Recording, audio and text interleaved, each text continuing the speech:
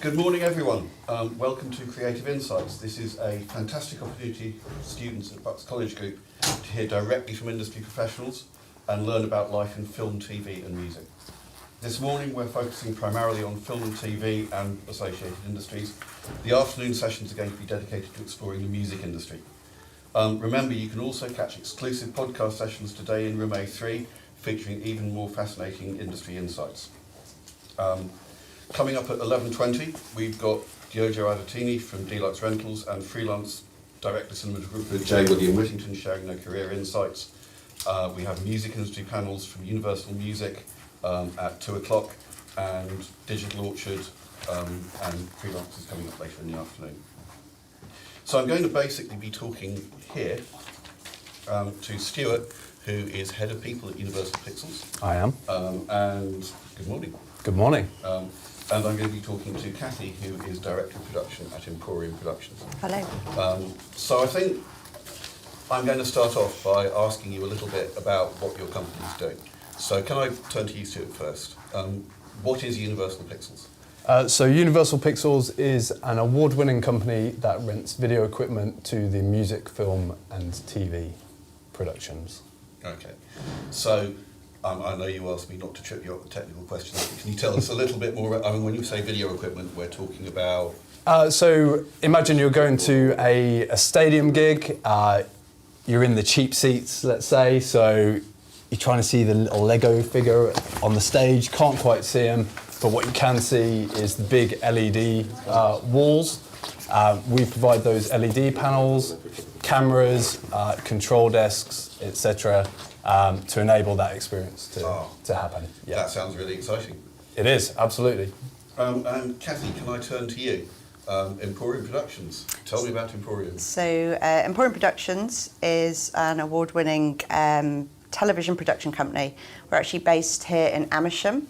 We have a recent affiliation with the college. We've started taking apprentices from the college. Emporium Productions, we mostly make documentaries. You might have watched some of our more well-known ones, such as Rich House, Poor House, Rich Holiday, Poor Holiday, Inside the World's Toughest Prisons, and we make lots more. We're very busy at the moment and recruiting a lot of freelancers. Okay, and I'm going to turn to. I apologise. Sorry. I'm going to turn to you again. Can you tell me a little bit more about your role within Emporium? Sure. So I'm Director of Production at Emporium, which basically means I help run the company. The Managing Director is a woman called Emma Reed. We've both been in the industry collectively for many, many decades, so we bring decades of experience to the world of TV production. My main job is running the company, making sure we're efficient, making sure we make money. I recruit people, we find freelancers, I write budgets, I write schedules, and make sure basically that all of the productions are run properly, efficiently, safely, and to make some hopefully brilliant TV. Amazing.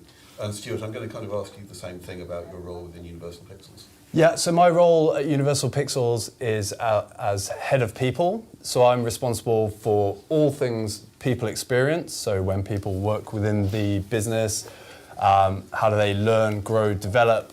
What sort of reward do we offer? What are the responsibilities of each role to ensure that we're delivering outstanding service to our customers? Through to future workforce planning, so how do we make sure in years to come we've got the right bums in the right seats in line with our growth plans. Okay, so I'm going to ask you some quite similar questions about this actually, because this is what we're trying to do. Mm-hmm. So I'm going to ask you both really the same kind of thing. So if I come for a starter job at Universal Pixels, so I think some of our T-level students are doing some work for you, but other students are not, and they don't know what it's like. Yeah. So I come to Universal Pixels maybe for a starter job. I've just left college with my amazing thing in film and TV, or something related. Anyway, what can I expect? Great question. Very broad. What can you expect? I'm a bit broad, I'm sorry. But No, not at all. I suppose what you can expect in terms of the company is a really warm welcome into an organisation that really cares about its people. In terms of the type of role that you might step into, a typical entry point is a warehouse technician role. Now, you might be hearing that and thinking, oh, I might as well go and work at Amazon, pushing brown boxes in, being targeted to ship out thousands and thousands of boxes per hour or per minute. That's very much not the case. So our warehouse technician roles, as you rightly say, that some of the students here have got some experience in, is a really pivotal role in what we do, right? So those people are really also involved in the technical side, from things like, yes, picking and packing equipment, making sure it's pulled and it gets to the right place at the right time to deliver amazing shows.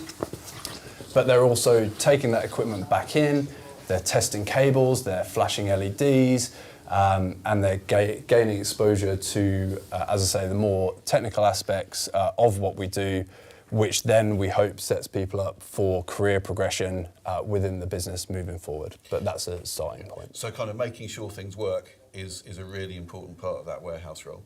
Yeah, absolutely. I mean, we always say that you're only as good as your last show, and every show is an audition for the next, right? One of our core themes is the highest of standards, right? We're talking about live events, and so it has to be there, it has to be working, and it has to be right at that moment that show starts. Otherwise, there's big problems. So yeah, it's an absolutely vital role. Pivotal in what we do. So I will come to you, Catherine. That's okay. That's very interesting. So carrying on with this, suppose I'm 18. Yes. I'm not 18. Oh, But really? I know, right? I'm shocked. Suppose I'm 18 or, Yeah. or I'm 19 and I've just come out. What does my working day look like? What time am I expected in? When I get up in the morning, what am I doing? Well, being wildly enthusiastic about going to work to start with. Of course. If we stick with the sort of warehouse theme, so our warehouse runs on 2 shifts to cover through from 8 a.m. to 6 p.m. So people will work either 8 till 4 or 10 till 6. The reasoning behind that is it covers us for the main range of deliveries, effectively, of equipment, so super important. What you'll be doing is you'll be turning up, having some breakfast in our that's provided in our little kitchen, croissants and all. Getting together for a bit of a sort of informal catch-up with colleagues, both from the warehouse and the wider business. You'll be going into the warehouse for a daily stand-up, and that's where Yossi, our warehouse manager, will talk about the priorities for the day, what's happening, just to make sure that everybody's on the same page.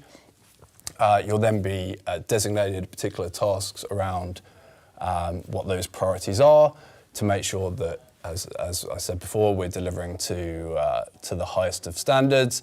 There'll be things within some of those days around supporting your growth, your development. So there'll be one-to-ones, there'll be opportunities to go onto a digital learning platform to support your own learning, both that required for your role and that on a discretionary basis tailored to your own personalised career ambition. And then you'll have lunch. All that will happen before lunch. No. Thank you. So huge variety. As I'm sure some of the students here can attest to. So it appears I've been given an earpiece, but I didn't have a mic, so I'm hoping that got picked up. Can someone help me clip this on, please? I'm not sure how this clip works.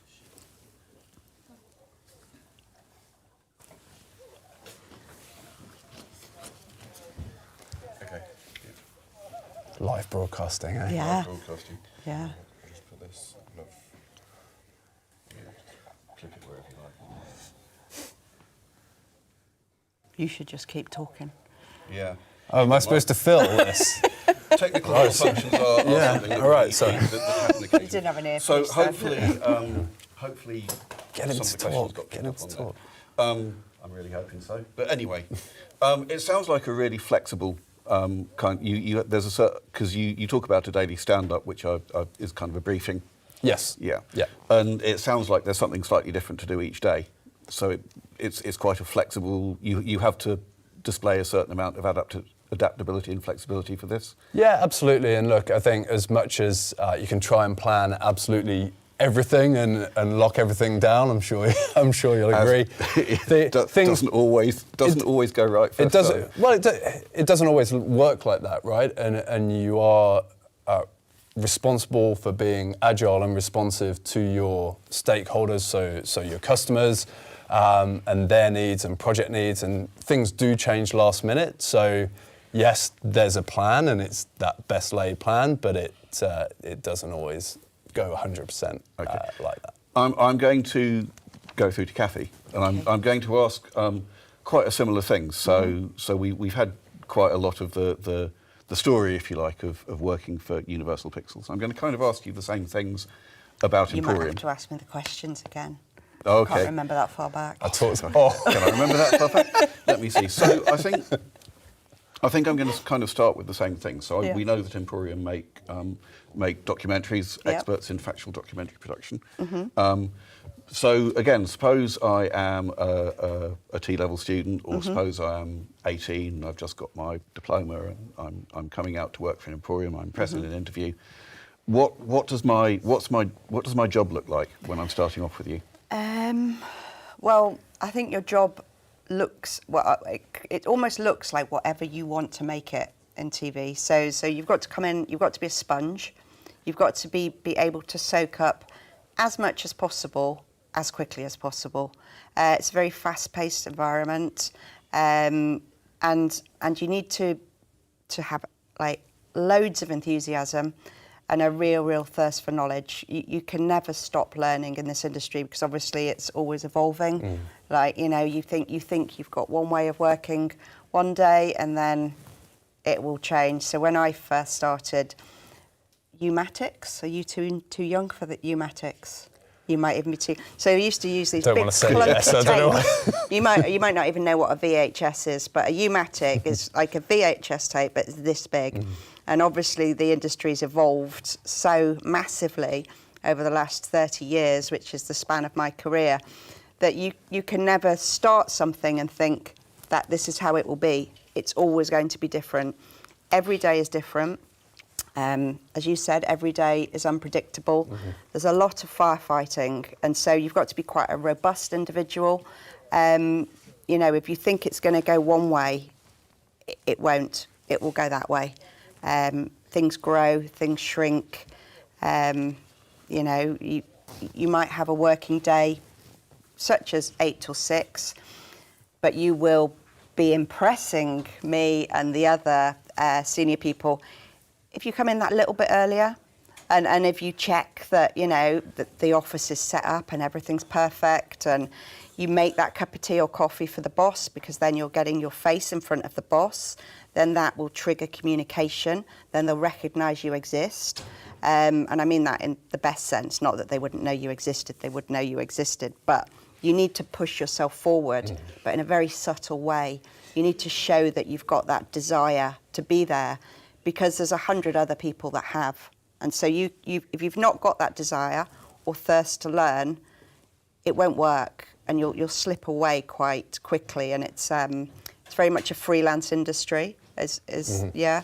So people come and go, and as you go, your reputation will go with you, and people will take you on their journey. So, you know, we have directors, producers, cinematographers, sound people.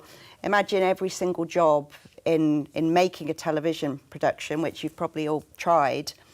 You've got to impress everyone, because they're going to take you to the next place. But if you make it, it's very exciting. It's different every day. This is going to sound really silly, but it's almost a hobby, because if you love your job, it's a hobby, and then you're really lucky, because then if you've got something you love doing, it doesn't feel like a job. I think this is a message that I'd like to get out to all the students in this area, is life's too short to do a job that you don't enjoy, right? And figuring out what it is that you want to do. Yeah. what you actually like doing, not what sounds cool or what you think you want to do. This does sound pretty cool, though. It does sound pretty cool, though. So being a director sounds pretty... So I want to be a director, right? Being a director sounds really cool. It's like, I'm going to be a director. I'm going to stand there and have a megaphone and shout at people, right? Mm-hmm. But obviously, if I come in to you and say I want to be a director, and I'm... Let's again, I'm 18 now. I'm 18 now. Yeah. I come into you and I say I want to be a director, and I have no experience at directing, really. Maybe I've done a college course and I've maybe directed some short films. I might have done some quite good work directing short films, but it's college work. And what you're probably not, unless I'm amazing, and probably not then, you're not going to hire me straight away as a director and tell me to direct a film. So what's my starter job? You're starting as a runner or trainee production assistant, and runner means runner. So it's literally run. Yeah. It's like the director wants a coffee, run. Get the director a coffee. Or cables. Cables are broken. They need to get from A to B as quickly as possible. You run, and you do it. And it's just being there, being willing, being enthusiastic, problem solving, and willingness, isn't it, to do anything and try anything? Yeah, I think it's a strong message to send out. And these running starter jobs, I mean, it's the equivalent of tape op in the music industry. Not that they use tape anymore, but they still call it that sometimes. Is this kind of the person that just has to go almost learn all the various jobs by.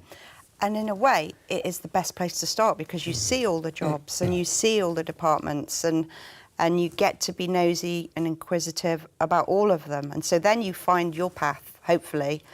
And also you might think you've got a path, but then you meet someone else and they take you on a different journey, but it doesn't mean you can't then veer back to what you really want to do.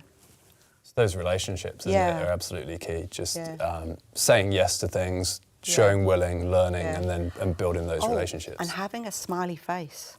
Ooh. Having a smiley face opens up the world. If you go in with a face like a... What's the word? Don't know if we can use it. We're live streaming. Let's. But you don't want to employ people that look sort of as though they're angry or annoyed or disengaged. So you've got to go in with an open mind, open face, be smiley, be enthusiastic, and people ask you to do more. So resting grumpy face is not great. You've got to leave that at home. Yeah.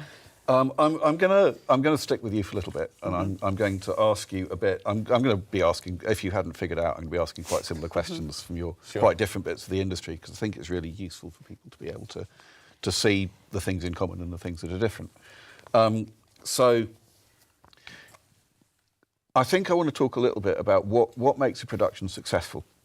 Kind of in both your areas, really. So what's the difference between a good production and, I'm not going to say a bad production, because of course you don't make bad productions, but maybe a production that you feel could be improved, or what are the factors that go into making that good production good? That's a really, really difficult question. I'm sorry. Because as you said, every production's an audition for the next production, and every production's the learning for the next. So I'll give you Rich House, Poor House. I think we're on, believe it or not, series 10 of Rich House, Poor House. Now, we do know how to make it, but it doesn't mean we get it right, because we can't predict what's going to go wrong, and there's so many moving parts. But ultimately, to give a brief answer, a good production is one that ends up on budget, with some profit, on schedule, and without any legal claims against us. Very important, the last bit. Very important, that last And the legal claims come later. They're fun.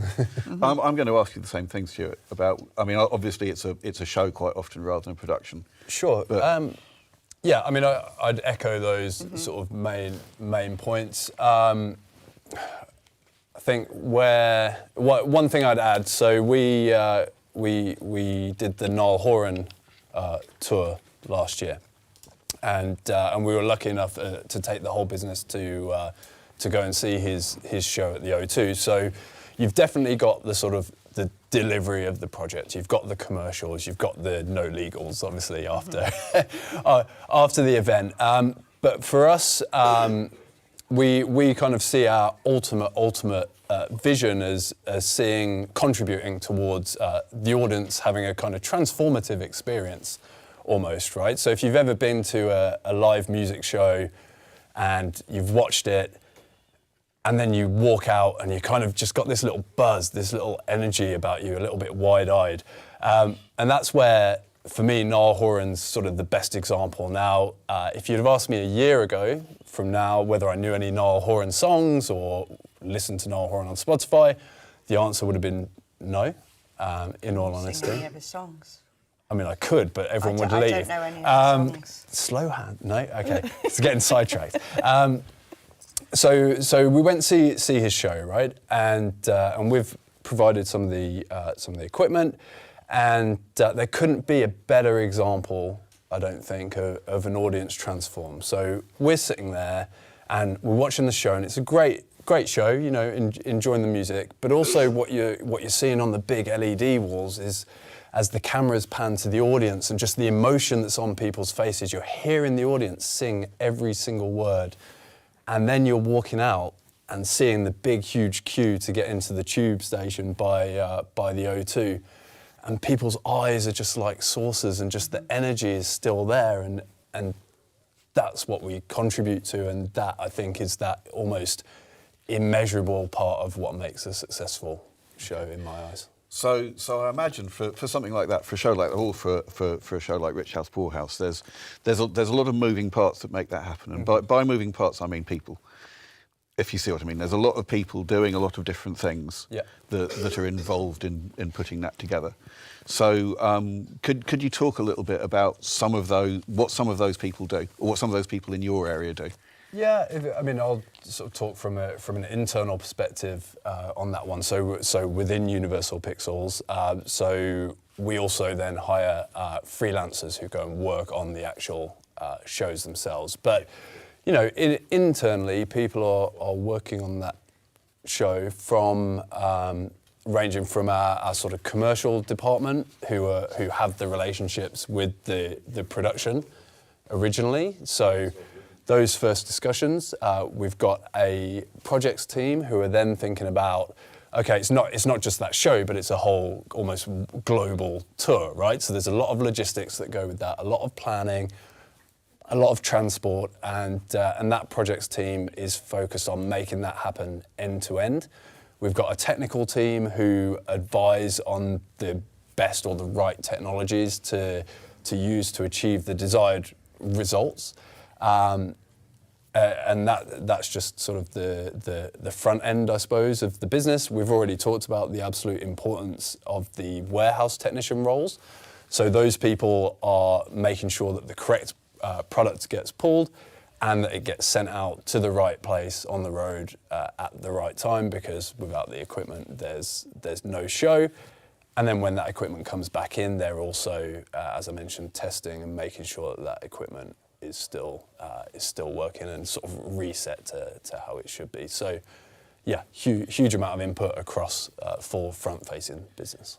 And Kathy, I'm going to kind of ask something similar about a documentary or a show that you do, because there's stuff that I know about, right? There's stuff that, even as a media novice, I know that there's a camera person who takes the pictures. I know that there is a director who shouts at people through a megaphone, or doesn't do that these days, but you know, it's usually the same person these days. It's quite, and it's well, exactly. Yeah. That's quite often the same person these days. So again, how does that work in terms of roles? It's quite interesting that the director and the first camera are probably the same person. Well, in the world of documentary, we're the poor man of television. So we use PDs. So that's one person who is the producer, the director, the camera person, quite often the sound as well. They'll be supported by an AP, possibly a DV director, a second camera and a runner. But tiny crews make documentaries. Dramas, different ballgame altogether, massive crews, DOPs, gaffers, riggers, all sorts of people. Term gaffer, what does a gaffer do? I don't know. I don't work in drama. Do you know? Next question. I think, but in back to Rich House, Poor House, the very, very start, we have a casting team. So there's a role as a casting researcher or a casting producer, and literally they're searching for people that want to either swap house, rich house, poor house, or go on holiday for rich holiday, poor holiday. Believe it or not, rich wedding, poor wedding coming your way. Know anyone who wants a poor wedding? Send them my way. That's going to be a harder find. And then once we're cast, we're then researching what we're going to shoot, and we're scripting and we're writing the scripts, and then we go on the shoot, and then it doesn't go to script, and then you've got to just firefight and make a plan. Then the contributors throw their toys out of the pram and decide they don't want to play anymore and don't want to work. So then you've got to work to bring them back on board. And eventually, by the end of a week, you might have a film in a can. Then obviously that goes off to the post-production house where we employ the editors. And the editors will cut together the rushes in the offline, and that goes off to the online editor, the grader, the sound mixer, and so there's loads and loads and loads of people, loads of different roles involved in putting together that 1 hour of television. So I've heard this term in other industries is pipeline. You have a kind of a series of people who will have to do a job to bring the thing eventually to your screen. Yeah. And I mean, I don't know the difference between an offline and an online editor, for example. So yeah, I'm a music person. I'm not a film person. I don't know. What does that mean? Okay, so when you've got your rushes, your media, that's auto-conformed, which means it's all put together in the edit. The editor will then sort it into folders and files, you know, and then they begin to cut it together, probably in a lower resolution than it was shot, because it's massive, and it would just kill the edit suite. It'd be too clunky. So they cut it together in a low resolution, and we have a rough cut, a fine cut, and a picture lock. So that's the different stages where we share it with the commissioner or the exec, and they give notes, and then we go and polish it again, make the cuts, make the fixes, get to fine cut, do it again, and then eventually we get to picture lock. That's where everyone says they're happy, and you no longer make any changes to the picture. I wish that were the case. There's always someone that makes a little change, which is quite annoying, but it is what it is, and we'll make that change. And it might be for legal reasons. It might be we've not got permission for someone to be in it. It might be that we've used some archive we don't have permission for, and so we've just got to make sure it's perfect before it gets to the online. Okay. And the online is then where we conform it, and the low res media is replaced with the full res media, and so that's the online process. And you add your captions and that sort of stuff, and then the grade is where you colour it in, make it look pretty. I think there's a message here in this process that I suspect we're going to hear again from some other contributors through the day about the thing of having to go backwards and forwards and make corrections and things like that. Yes. And I think it's quite easy as a creative person to kind of take it to heart sometimes. It's like, oh my God, the thing that all the work I've done and my special darling baby bit, and they want to cut it. And I think it's important not to take that to heart.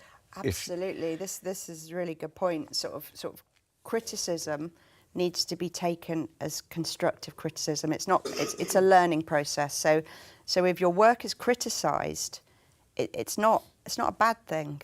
It's take that on board and learn from it and improve. Yeah. That's all. And none of us are perfect. You know, I mess up all the time. I could do better. I never mess up, apart from with microphones and things.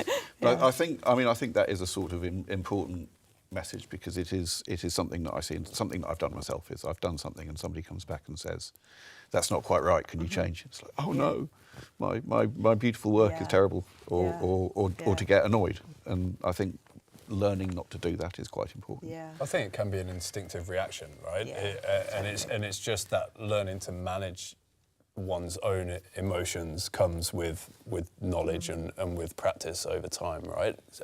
So, speaking personally, it can still happen, right? Yeah, you know, you view something through a certain lens. You've given your everything to it, and you know, you get some feedback that maybe wasn't as you hoped. But yeah, you quickly learn to kind of to take that, to turn it around and use that to add more value and create a kind of better package than you went in with. The customer's always right. Yeah. Comes back to, and that our customer is the channel commissioners, and so quite often they'll make decisions that you think are really wrong and aren't to the benefit of the series. And we've seen series perhaps be not as successful due to the naivety of decisions made, so certain series could have been better had we not had to take the instruction, but we have to take it. Yeah. And we know it could have been better. We know that this particular series could have sort of tugged on the heartstrings and much more and engaged the viewer much more, but it just became a bit sort of bam, bam, bam, and sort of lost its way and its heart. But that's what the commissioner wanted. So that's what we give them. Okay. So I'm going to ask for. I'm going to ask you to tell me some stories now, without opening yourselves to any kind of legal action, which would come later, as you said. But I'm just wondering if you have any kind. I might turn to you, Stuart, first. Tell me a story about a thing. That sounds terrible, doesn't it? But can you tell? I mean, we have these big events that come on. Can you kind of maybe walk us through the process from start to finish? And this sounds like I'm asking you to do a lot, doesn't it? What, can you maybe walk us through in a sort of a show? Yeah, walk us through a show. So yeah, I mean, from our sort of internal perspective, some similarities to what I described previously, really. So the fact that a show is potentially going to happen is getting bandied about between our stakeholders. We're not involved in the conversation probably at that point, but that's where the relationships come in from our commercial team, effectively, right? It's about knowing what's going on in the industry. It's about having your finger on the pulse and your ear to the ground and being constantly curious, right? Just wanting to be ahead of the game. Let's say then we get engaged onto a project. So what's then happening is our commercial team are starting to do the early stages of speccing out that project. So what does the first iteration of the design of the show look like? And then obviously what is our contribution to that potentially going to be? Can I ask about the commercial? Because this is a new role to me, the commercial team. So these are the people that essentially kind of they seek out things to do. They're kind of like getting in touch with promoters or getting in touch with artists and saying, we can provide this service. Yeah, so they'll have potentially existing relationships or be trying to track down possible new relationships. But their role essentially is to find, build, nurture and grow relationships with decision makers that are ultimately specifying video onto music, film and TV. So are these normally people who come up from, I mean, are these people who need technical knowledge who come up through technical roles, or are they people who are kind of marketing type people or? It might vary in other businesses, but in our business, it's people that have come up through the ranks. They've come up sort of from warehouse role. I mean, our commercial director is a great example here. Obviously, he's some time into his career now, but he started in a large business doing effectively the same thing in the warehouse, worked his way through into the technical side a little bit, but more into the project side, and then from the project side into commercial role, and then ended up as one of the founders of Universal Pixels and is commercial director and is really well regarded for his relationships within the industry. So yeah, it's one of the routes from that very first starting point that might be at kind of, as you described, 17, 18, first job. That commercial avenue is one that people certainly can and do take. Yeah. So, I mean, I'm looking at your own career journey very briefly, because you have quite an interesting background. You didn't start off in showbiz, really. No, I started off in the opposite, really. I started off in banking for 10 years. So, yeah, do you want me to give a quick Just very- 2-minute yeah, very synopsis? Two-minute resume. Yeah, sure. Let me see how quickly I can run through this. So, yeah, left school, didn't know what I wanted to do, and as I was speaking to some of the later guests about earlier, had a really terrible careers conversation in a cupboard with a guy that obviously had 5 options that he could give to people, none of which I ended up pursuing. Got an admin job in a call centre in a bank. Spent 10 years progressing through there, moved to London, and eventually realised I was probably leading too much of the banking lifestyle and was going to end up with a real health crisis if something didn't change. Fast forward a couple of years, and I'd left my banking job to have a 2-year career break, or what I thought would be a 2-year career break, as a personal trainer in Gymbox, Covent Garden. Because of the location, I think, met a lot of people in the creative industries, including movie producers, directors, actors used to train in there because they'd stay at St Martin's Lane Hotel and they could use that gym. And through that, I met a guy in the US called Mark Twight, who was the cast trainer on the first 300 movie. So if you've ever seen the 300 film and they're all like jacked and in great shape, well, Mark Twight ran a gym in the States that made that happen. Built a relationship with Mark, and then fast forward to 2016, and he asked me to work with him as a cast personal trainer on the Justice League film, shot at Leavesden. Yeah. And off the back of that, got asked to go and lead the cast training for the first Aquaman movie in 2017. So responsible for training Jason Momoa, Patrick So Wilson. you're responsible for his Citra. body? Not now, and it's so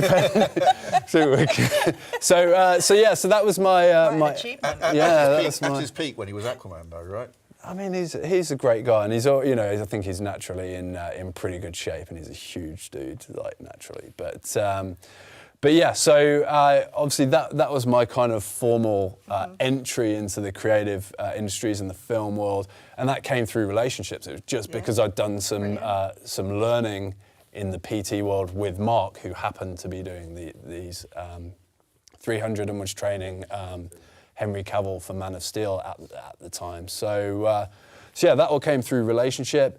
After Aquaman, I'd spent the year in Australia away from my wife. We won't go into the depths of that now, but she remained in London. Came back and wanted to sort of settle down into a job that leveraged my training skills, my people skills, etc. And she was the HR manager at Gymbox, so we'd had a few dinner table conversations about what the world of people and HR looks like. And so, got my first opportunity in HR again through relationship. It was somebody that I'd been training and business coaching in the gym, but he owned a photography production company, so did my first people role there in photography production, and have since worked with talent agencies and various other creative businesses before finding my way to Universal Pixels in Feb last year. So a bit longer than 2 minutes, but that's my There you go. So 20 years. I think I'm hearing we've got about 5 minutes to go, so I think I'm going to take a bit of it, which I think you would back up Kathy as well, is that there's the importance on jumping on opportunities when they're available, because there must have been, I don't know how many personal trainers Gymbox in Covent Garden, or who were working at Gymbox in Covent Garden, and how many of those people wanted to get into the film industry. Yeah. But there was one person who kind of saw an opportunity and made those relationships and jumped on it. Yeah. And here you are. Here I am. And I think that's the thing. Would you say the same is true in Emporium or in documentary making in general? My story and journey is not as exciting as yours. I'm sure it is. I bet it is. It's not that exciting. No, I did go to university. After university, my mum and dad thought I would come home and be a teacher, and I just didn't ever go home. So just never go home. Don't do what your mum and dad want you to do. Do what you want to do. And I said I was going to get a job in TV, and my dad said, don't be stupid. You need a pension. That is a good thing to have, by the way. I sort of, your mum and dad are there saying, do this because you need these benefits, you need this pension. It's like, when you're 20, you don't look forward to when you're 65. Like, why would you bother?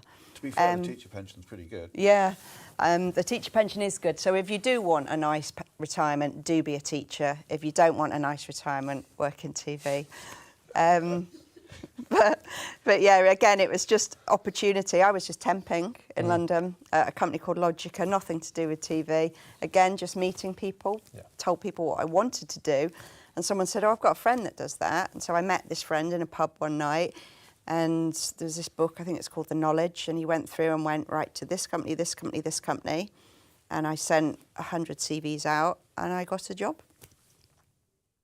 And not really, I've worked in commercials, pop videos, comedy, live TV, so like the Frank Skinner Show, Harry Hill Show, fantasy football, World Cup, and then I sort of sidelined into documentaries. I'm not really sure how that happened, because live TV like this is super exciting. Documentary is a sort of more of a long game TV. This live stuff is you've got an end game. You've got it's done, it's over, and that is a euphoric feeling. Documentaries a little bit more sort of agonising, and the ability to go off schedule or overrun or lose the rushes, or there's so many things can go wrong in documentary. There's plenty that can go wrong in live TV, obviously, but the sort of it's almost not allowed to. You've got the show must go on in live TV. But anyway, yeah, I ended up, I didn't want to be a production manager. I wanted to be a researcher, producer, director. Actually, I wanted to be Kate Adie. No one will know who that is. You might know who it is. Kate Adie was a journalist on the BBC, a news reporter. But I probably wasn't tough enough to be that journalist, because you've got to be quite heartless, I discovered, because I did do journalism for a little while, but you've got to be ready to tell anyone's story and be quite cutthroat. Whereas telly's a bit gentler. But yeah. So I think, again, the importance of recognising and jumping on opportunities when you see them. So if you leave here and you get a job at Pinewood, and you're offered a job at Pinewood doing the security gate or something, still do it, because you get the opportunity to meet people and impress them.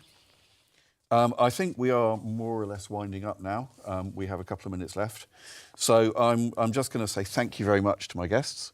Thank you. Thank you to Stuart, thank you to Kathy. We have coming up at 11:20, we've got Dee from Deluxe, putting the D into Deluxe, I guess. And we've got Jay, who is a cinematographer and cameraman. We have Universal Music Group, coming up at 2 o'clock in the afternoon. We have Digital Orchard coming up at 2:30, and we have Ashley Davies with her freelance Sound for Film and Sound for Game hat on, and Cameron Blue, who is a sound manager at the O2 Academy in Oxford, and that's for the music students this afternoon. Please join us later on. Remember, we have podcasts going on throughout the day. So the podcast area is happening pretty much throughout the time, so there'll be little 10-minute fireside chats being streamed through the day. Thank you very much indeed.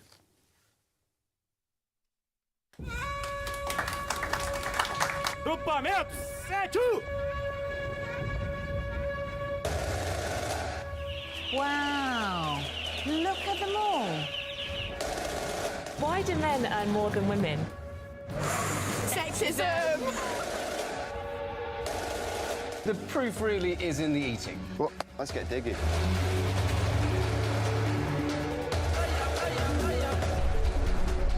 It was an experience that I will never forget, that will remain in my mind forever. I'm going into a prison that has an international reputation of being one of the most dangerous prisons in the world. That was the first moment in my life where I really thought, is this the end? How do I become part of this secret special society? Some of that, brother. Put some crushed beetles in your pork sausage, please, there, Luca. Oh, that's great. Women are strong, women are amazing, women need gender quotas. Thank you, I agree with you. I'm Donald McIntyre, and I'm on a quest to explore the dark side of our online world, where one click can lead to murder. How do you feel about the fact that he is in prison for murder, rape of many girls and women? At the very bottom of the stairs, the mob descended. He had no chance.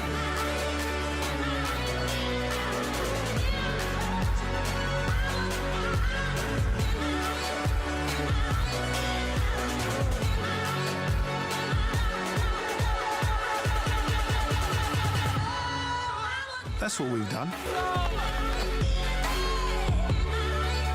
It reminded me of how hard you have to become to survive. But we were looking for evidence of what happened to this plane, and there it is.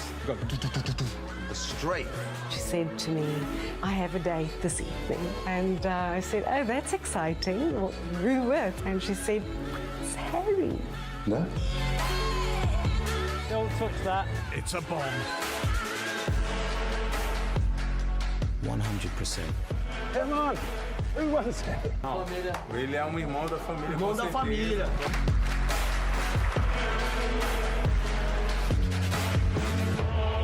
Right, now, will you bugger off?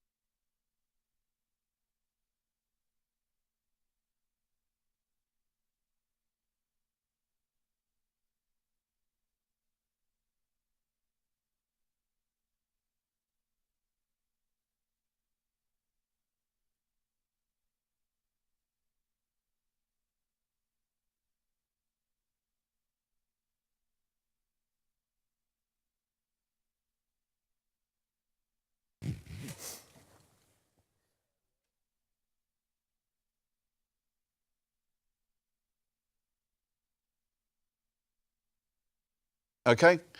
Good morning, everybody. Welcome back to Creative Insights. The point of Creative Insights is it's an opportunity for our students to hear directly from industry professionals and learn about life in film, TV and music. As we said before, we're focusing on film and TV, and the afternoon sessions are going to be mostly about the music industry. I would like to thank my T-level students who are doing all the technical setup and basically running the show today. Everything good about it is down to them, and everything bad about it is my fault. Just a little reminder before we start, there's going to be exclusive podcast sessions today in room A3. At 2 o'clock, we've got Universal Music Group coming in. At 2:30, we have Digital Orchard. And later in the afternoon, we have freelancers from the world of sound for film and sound for TV and O2 Academy for live sound and technical management. So let's dive right in. I have me right now, I have Dee, and Dee is the Director of Deluxe Rentals, but you do other things as well. Yeah. Which we shall go into in a fairly short space of time. And I've got Jay, and Jay, I have you down as a freelance director cinematographer, but again, you also wear other hats. I do every so often. So I think I'm going to start off maybe by asking you to talk a little bit about that, about what your, maybe I can turn to you both and ask what are your other hats? What do you do? These short and fairly mundane sounding job titles conceal a wealth of things. Well, as mentioned, I'm a cinematographer, DOP, which is director of photography, for those who don't know. The other hats that I wear mainly is first AC, which is a first camera assistant, focus puller, who's mainly in charge of the technical, the technical sides of the camera department, basically. Okay. So I'm going to ask you to go into that a little bit further at some point, but I think let's turn to Dee. So you own and run Deluxe Rentals. Precisely. But again, you do some other Deluxe Rentals. It sounds like, oh, you just sit in an office renting lights. But I think there's a bit more than that. Yeah, I'm mainly a gaffer, and that goes with, I think, the previous talk that you guys were actually talking, and then someone mentioned about a gaffer, and nobody knew what it was. Basically, it's the light chief technician, so it's the person behind all the lights and rigging lights and all that. And depending on the scale of a job, I can also work as a spark, which is below the gaffer, but obviously I'm working with someone more experienced than me, who's been in the industry for longer than I have, and I'm just basically supporting and carrying the heavy load, basically, of equipment to fly from A to B. Okay, so there are these roles of gaffer. I'm going to gaffer and spark, and there's grip. What's grip? Well, it's basically rigging. Yeah. Whenever you see, for example, a scene with lots of scaffolding around a car, or trusses, all of that is from the grip department. They're ensuring that something is safe. So, for example, they would assess the studio and they would say, right, you have a limit of X amount of kilograms that you can rig there. And then they obviously have to sign off. So that's the rigging part of it, the building and there's different supports. Different roles as well in the UK and the US in terms of the workflow and how that works. But, I mean, mostly it's about rigging lights, rigging cameras, everything that's weight heavy that needs to be safe. Yeah, the whatever I am saying here is obviously related to the British industry. The American industry is slightly different in terms of the nomenclature of what people do. Yeah. But in the UK, within the grip department, there's also a few different roles that they're still chiefs, but they're basically very specific. So you have the key grip, which is basically the main person in the grip department. Then you have a dolly grip, who is the person in charge of him or her and their team to lay tracks and push the dolly and talk directly to the DP how they want the speed of the dolly, and it's a complex department. Yeah, their union is really tight, so you can't just join in and call yourself a grip. You have to be a trainee for quite a few years, so that's a longer journey than I'd say most. Specifically because you need qualifications, because you're dealing with people that could get injured, because you're dealing with the weight basically. So you need some qualifications in terms of this is a safety check, right? The production has insurance on your qualifications, and they know that they're sorted. Yeah. Okay. So it's quite it's a physical but technical kind of role. Very physical. and safety critical kind of role as well. Absolutely. I'm going to kind of dig a little bit more into this because, I mean, you kind of, in some sense, work together because obviously cameras and lighting are quite closely related. Absolutely.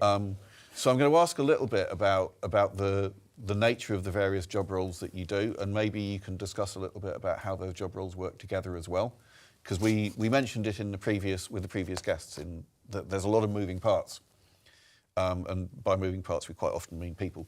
Yes. Doing a lot of different things, and it all has to kind of link together in a coherent way quite quickly. And under pressure a lot of the time. Yeah. So maybe you can give us some insights into sort of what those jobs and roles are, especially for the benefit of students who might not be aware of all of them and what they do. I mean, I'm just going to start, but essentially, because sometimes people feel that their job is less important than someone else's, right? So it's less important than the director or the DP, or is essentially, imagine like a football club, right? There's a reason for 11 to be there, and if you have 10 men, you're not doing, something will be missing. That's essentially it. In the film industry, we all have the same goal, which is finishing that project, that film, and literally everybody is incredibly important. It doesn't matter if you're a runner or if you're the director. So I think it's always surprising to see the amount of people that are on set, especially if you're a newcomer. But the truth of it is, if you remove a lot of those people out of it, then there's some safety issues that can come in hand, because then maybe you'll be overworked, maybe you'll have longer days, maybe there's something that wasn't checked out properly, there's maybe something that could fall, or there's all those safety things that can happen if you're not enough people, actually. Yeah. So the longer day thing is quite interesting, because we talk a lot about work patterns in the media industry and how you kind of have to be prepared to be in at X in the morning and things like that. But in safety critical roles, you have to, it's like being a lorry driver on a tachograph or something. You have to kind of have a time limit on how long you can do things. Is that right? I don't know about on paper potentially, yes. Yeah. How it plays out is slightly different. I think.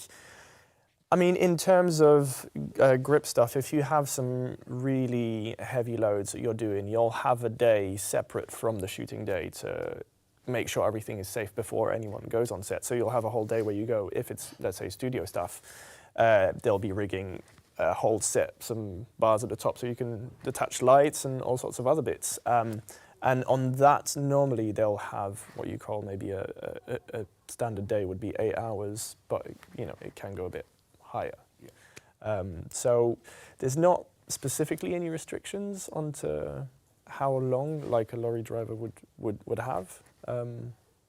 But yeah, I think it doesn't really apply. It's more like it can go up to 12. But in fact, the grip, as it's quite physical, but also there's a lot of times where you're sort of standing whilst a lot of stuff is happening and you're not doing much. So there's a bit of rest period between the things that you're doing, basically.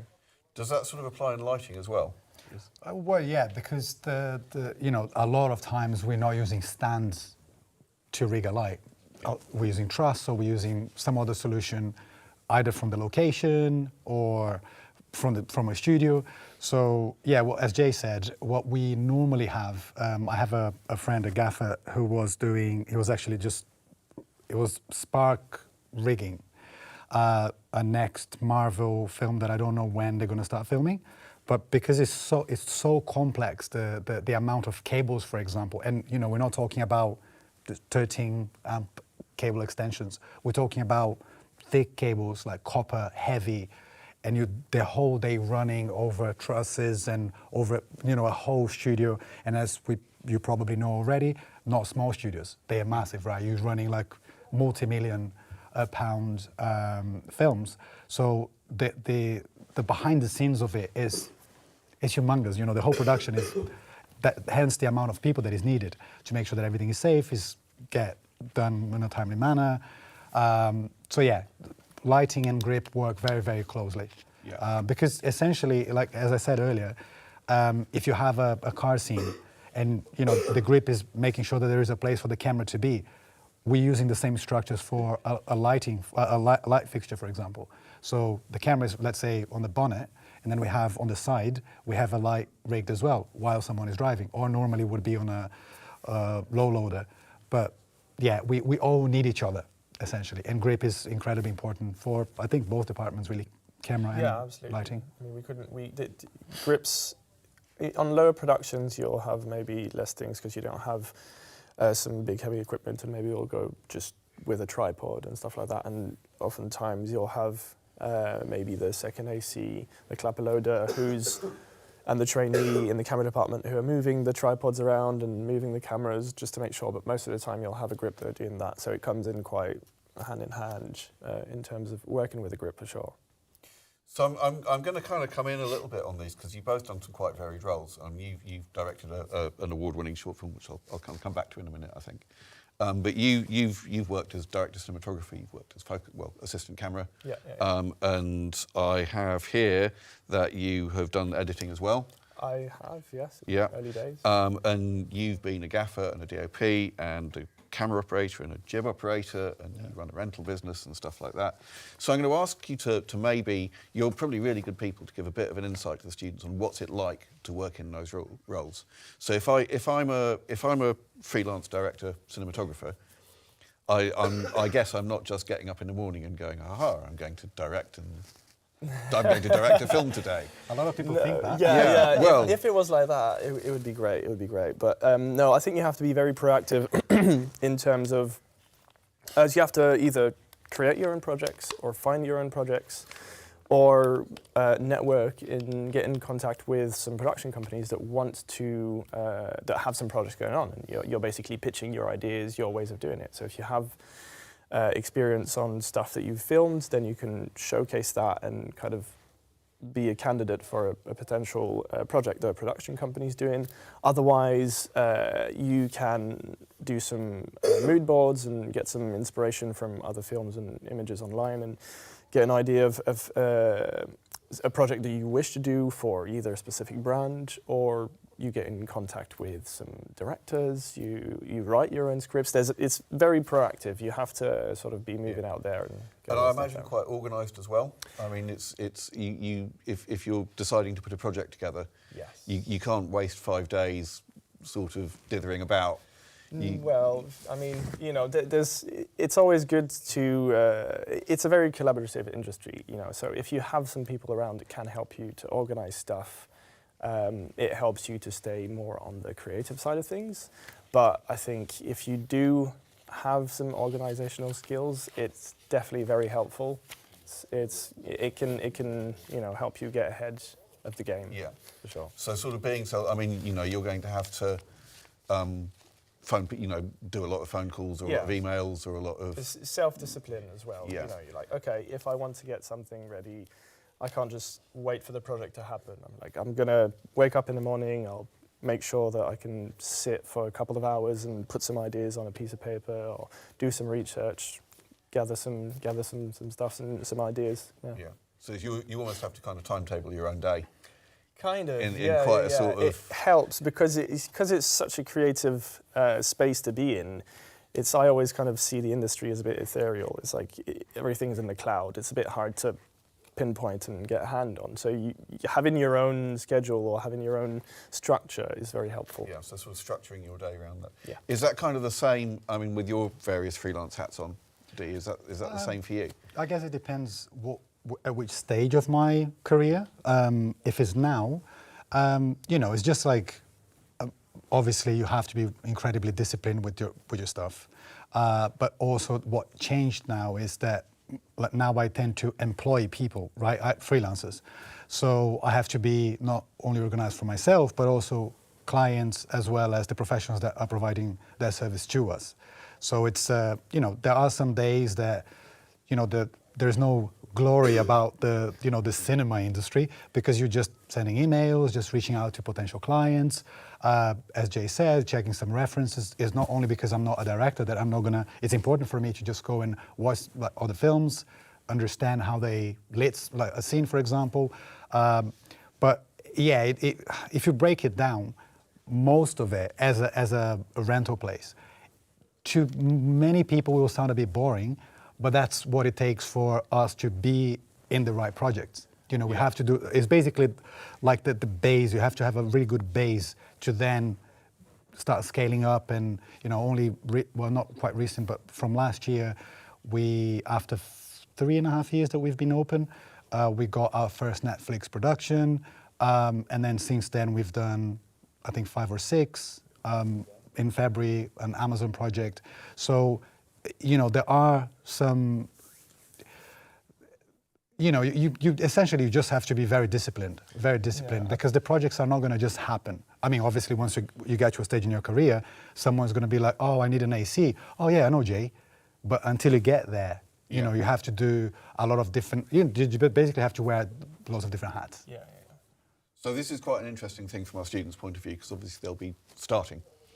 So I think quite interesting from their point of view is what's it, if you're starting in your careers, or if you're starting working for you as a freelancer, or if you're starting working with you or for you as director, with those hats on, and you could probably cast your mind back to your early days in your career when you were doing this for other people. I'm going to come back to this question. What's the day like?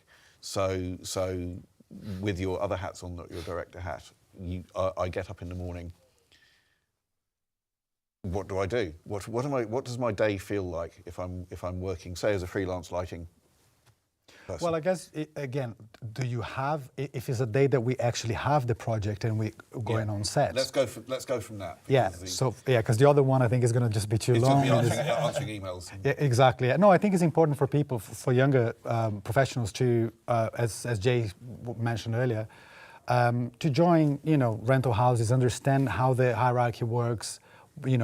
All of that observing is very important. That's what I've done a lot in the beginning.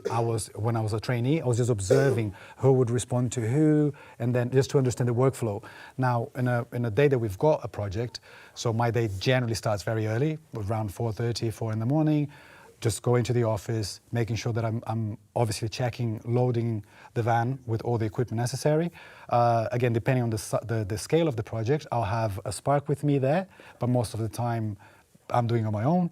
So loading a van, driving to the place, and then, but obviously you've discussed the production already before, because the project is a long thing, right? You can't just show up and this is what you have to do. So the pre-production is very important, but on the production day, that's essentially it. So we load the van with the necessary kit that was asked generally by a DP.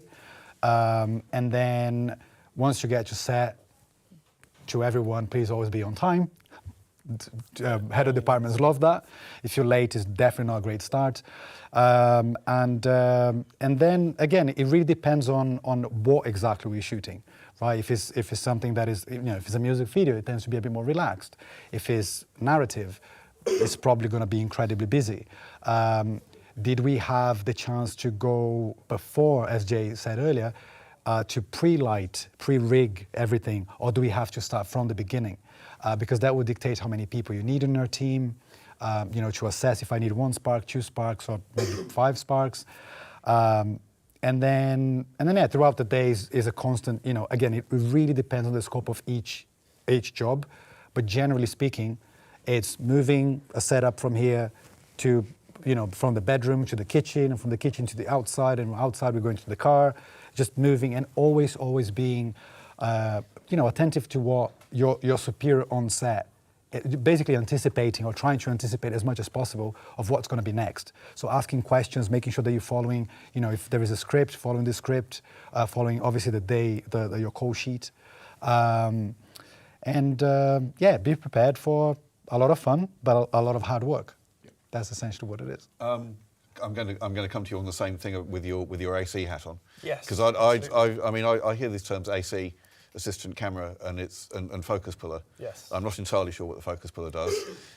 Assistant camera, I've got this idea of somebody kind of like running around putting tripods in the right place or something, but I'm guessing that there's more to it than that. There is. So you'll have, if we break it down into 3 positions, or let's say 4, you'll have the trainee who comes in, you'll have the second AC, which is the clapper loader, and the first AC, who's the focus puller and in charge of the technical side of the camera, and then you have the camera operator.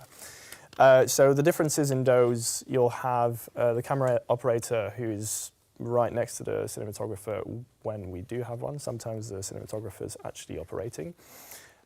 So they're kind of the ear onto what's happening and where they're going to be and what's the shot, and so they have less sort of responsibilities in terms of moving stuff and making sure that everything's functional. They're more on the creative side of things, but they're kind of overseeing. So, like Dee said, there's a bit of a pyramid in terms of you'll have the cinematographer, the camera operator, and then you have the focus puller, the first AC, who is in charge of all the technical side of things. So they're kind of the right-hand man of the cinematographer who makes sure that all the tools that they need to acquire, to do the shot is everything they have. So they'll be like, okay, this is the type of shot that we're going to do. We'll have a crane to do this, that the grip department comes in, but to do that we need a long-range wireless to actually have the image that reaches for the focus hand unit, which is wireless. And so you're controlling the focus on the lens. You're making sure that all the technical things are happening in camera, in conjunction with a DIT, which is a digital image technician. So they'll make sure that in the digital world, things are exposed properly, all the information is correct, and there's not any flaws happening in the softwares of the camera. And they'll often dial the settings on the camera.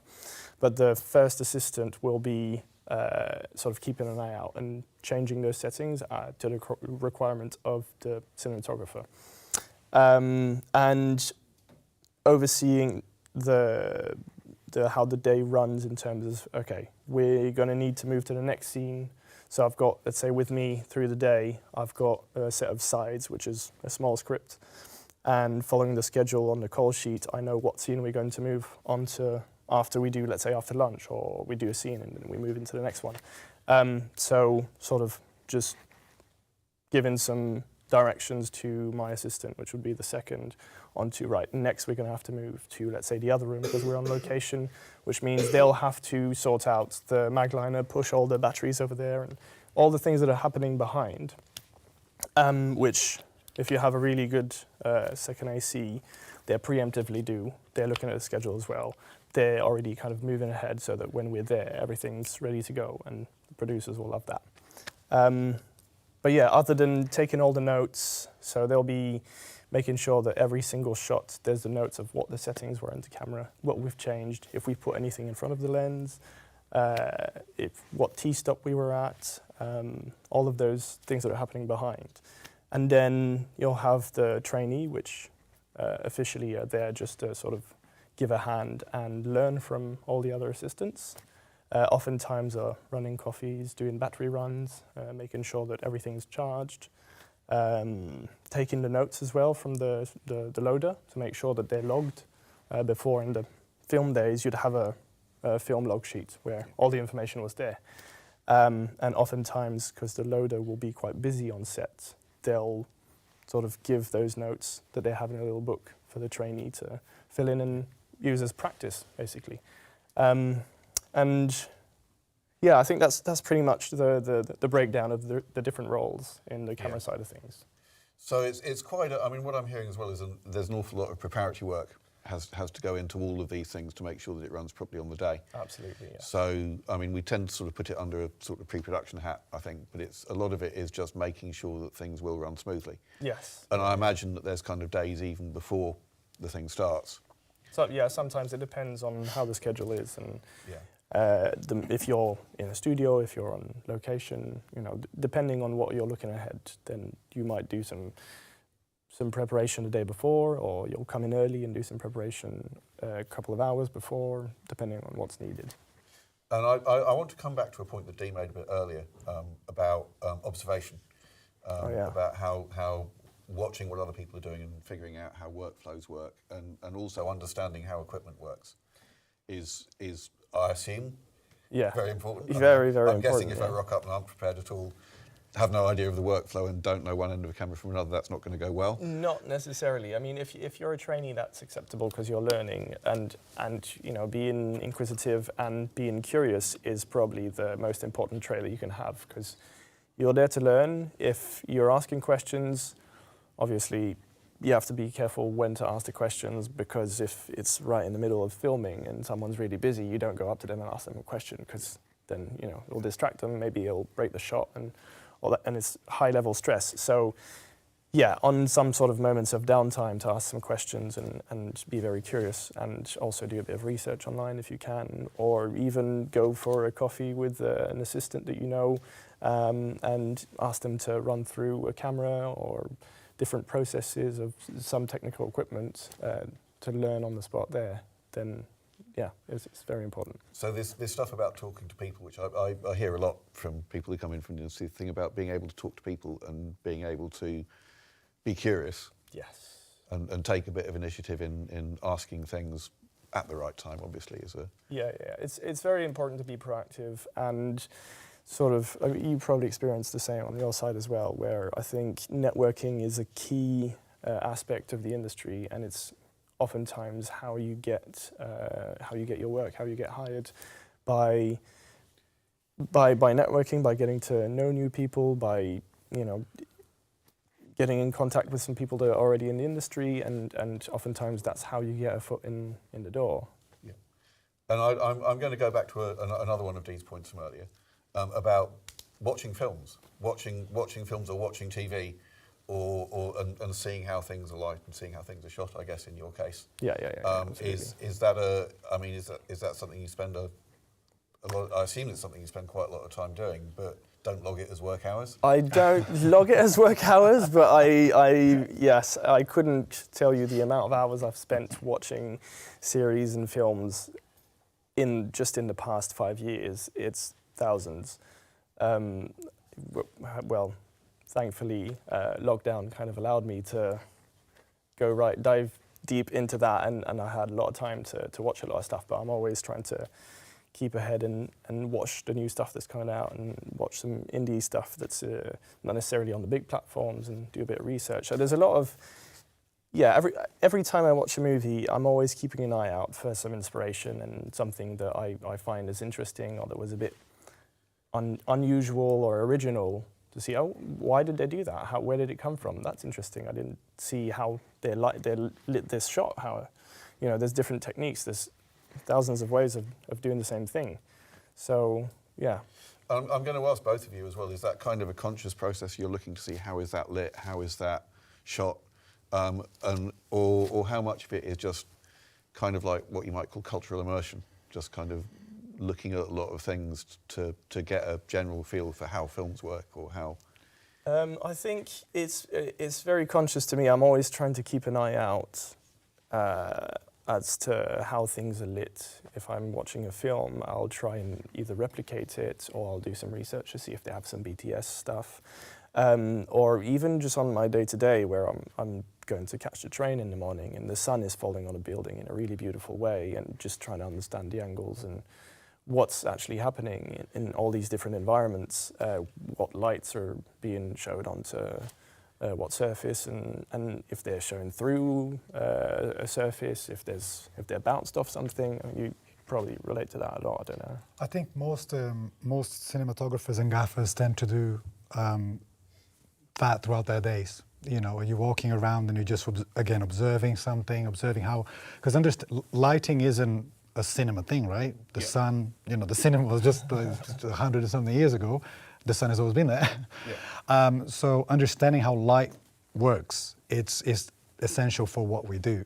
Obviously, not with the admin side and all that, but when we actually crafting something like a film, a lot of DPs expect gaffers to come up with some ideas to how we can do something creatively. And sometimes creatively, what I mean by creatively is not the actual result of it, because the result normally tends to be dictated by the DP. Yeah. But how you get there, the DP is not going to, come to me and say, yeah, I want you to rig this way, because that's my job. That's my job to understand how something is rigged safely. They might request like a specific light. They'll be like, I want a source 4 up there and stuff like that. But it's like, depending on you'll know more than I do, because I don't necessarily work in lighting, but you'll have different approaches from different cinematographers. Well, they'll either be very specific. They're like, I want that specific light over there at this temperature. Or you'll have someone that comes over and says, right, I want this part of the scene to be quite soft, and can we have a difference of like 2 stops on the other side? Yeah, I have a little theory, and I think that it depends where the DP came from. and I don't mean in terms of countries, I mean in terms of like how did the DP climb the ladder. So if the DP climbed through camera department, generally speaking, and obviously this is not a rule, but generally speaking, in my experience, they're going to in a way expect more from the gaffer to come up with. They're not saying I want an ARRI XYZ here, rig like, no, they're just going to say I want some soft light, warm soft light, right? And it's to do with the gaffer to decide what kind of diffusion they're going to use, what kind of lamp they're going to use, so on and so forth. Whereas if the DP came, like, you know, the DP was a spark and was a gaffer and then became a DP, then they're going to be very specific about what they want. Even the type of cuts that they're doing with a light, what kind of flags. There are some DPs that are really hands-on, so you just essentially set up the light there and they go finessing. You know, like for example, I have a light here. I'm just going to be with a flag. If I was a DP, I would be with a flag here just to cut maybe like one light from his eye, from his right eye. You know, a lot of DPs do that, but I think it depends where they came from, the way that they climbed the ladder. That's how I see it. So is one of those easier to work with than the other? I mean, as someone who does lighting, is it easier to work with somebody who keeps saying, no, do it this way? Or is it easier to work with somebody who goes, I want some warm light? I think to be honest, I'm a very fortunate person. I think that like my journey, like I still can't believe that I'm doing what I'm doing, right? Yeah. So I think adaptability is an important thing to consider. So you always, you know, try to understand, because everyone is going to be different, right? So we tend to work with, like for example, with the same DPs, but both Jay and myself. But everyone is going to be different. So I think that it's better for as a gaffer, it's better for me to understand the DP style and adapt to it. Yeah. Some of them will be, I want this here, this there, blah, blah, blah. And some of them will be the opposite. And I'm happy either way. The only thing that I you know, really stand up for myself and then is if there is safety involved. Because I might have more experience understanding how something is rigged safely, and the DP might say, can we have something there? And I would just go and assess, you know, the rigging and explain to the DP why we can't or we can. So, well, if we can, and the DP is going to be happy. But yeah, that's essentially how I approach my days. Because essentially I am under the DP, right? DP, at least in the UK, that's how it works. And I'm just going to be listening to the requests, and then I'll just relay the message to my team, to the Sparks, because sometimes it's not only, excuse me, it's not only one light and one diffusion there. It's a whole lot of equipment just to make sure that scene is lit properly. So while I'm doing, let's say, the key light here, one of my Sparks is just making sure that window is blacked out, and the other Spark is already with the haze machine. So it's a whole process.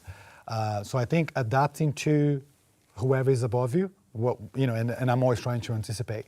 So if I notice that DP is talking to the director or to someone else, to our department or whatever, for the next scene, even though I'm not necessarily involved in that conversation, if I can, obviously if I'm allowed to, I'm nearby, just listening, because then again I can relay already. I don't necessarily have to tell my Sparks, just go and set up that over there, but just have on standby 3 of those stands, a couple of lights, because this industry, it can be very, very expensive, right? It's not because we're not doing multi-million-pound project, but let's say that you are an executive producer and you're investing on our film, right? The fact that you're not putting 10 million doesn't mean that it's not expensive for you still. So we need to make sure that efficiency is always there. I tend to be health and safety first. That goes without saying. I'm not gonna put my team in danger or anybody else. So health and safety is always first. But then we need to, like communication. Communication is really important. So trying to anticipate. Don't try not to wait. Again, that's why observing is key. Because try not to wait to be told what to do, right? Obviously, trainees are there, as Jay said, to learn. But if you see a cable just running across as a hazard, if it's in a doorway or whatever, yeah, just tape it. Oh, but it's not my job. But just tape it. That's not the case. I don't want anybody on set to get hurt. I don't care if they're from lighting department or art department or camera department. My job as a whole, the way that I see, part of it is looking after my colleagues. Yeah. So that's essentially what I the way that I approach like a day on set. Okay. I'm wondering how we've got a few minutes left. I'm wondering if you could maybe. Okay, I'm told we have about 10 minutes left. Okay. So I'm wondering if we have time, if you could maybe tell me a couple of. I'm going to be asking this through the day. Maybe don't have to give any names because there's legal things might be the case. But maybe if you have any anecdotes you could tell me, if you have any stories you could tell me about particular things. Maybe talk me through a thing that happened on set or a shoot that happened. It doesn't have to be something that went wrong. It could be something that went amazingly well. I've got a couple actually. There was one on a commercial. Was it last year at some point where we were filming? It was great fun. There's a lot of stuff happening. There's 3 cameras. There's a green screen. The music's there. There's some clients in the background that are looking at the project happening. And then, as we're doing a shot, the DOT comes back to me and he says, "I think something's wrong here because it looks a bit fuzzy." And effectively, the lens, it was a zoom lens, the back element of it was not calibrated properly from the rental house. Well, I don't want to blame it on the rental house. It might have been knocked somehow between when it was delivered and when we were filming, but effectively it just rendered the shot no good. We had to reshoot it again.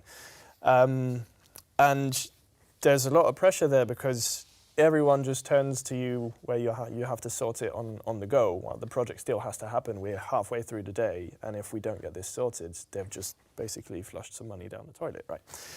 So it's very, very fortunate that we could just move to another shot without that camera being used just before lunch, and it actually gave me the time through lunch, where I just took a bit of a short break myself, to go and calibrate the lens.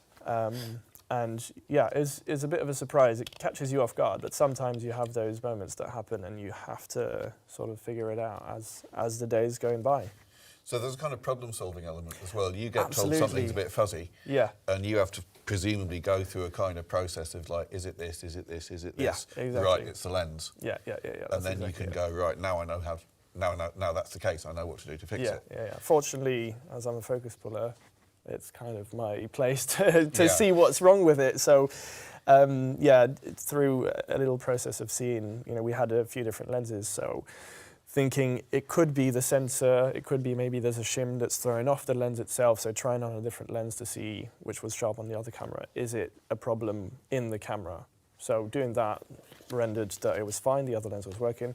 We could move on to actually doing the lens and sorted all of that. But yeah, effectively, troubleshooting is probably one of the main skills that we kind of have on set, and I think I quite enjoy it personally. Oh yeah. I'm going to ask you maybe to contrast that, because that's sort of been your focus puller second AC job. Yeah. But I said I'd come back to this. But you also have made as a director, yes, director, cinematographer, an award-winning short film. So how's that? I mean, maybe something about that to illustrate how that's different to being an AC. Let's see. Tell me a bit about the film. Yeah, well, it was quite an interesting one, because basically there was a collective that I was part of, and we were doing maybe a short film a month and something like that. And the whole process behind it was there was a bunch of members that would submit some scripts, and it was voted by the members to see which one would be done.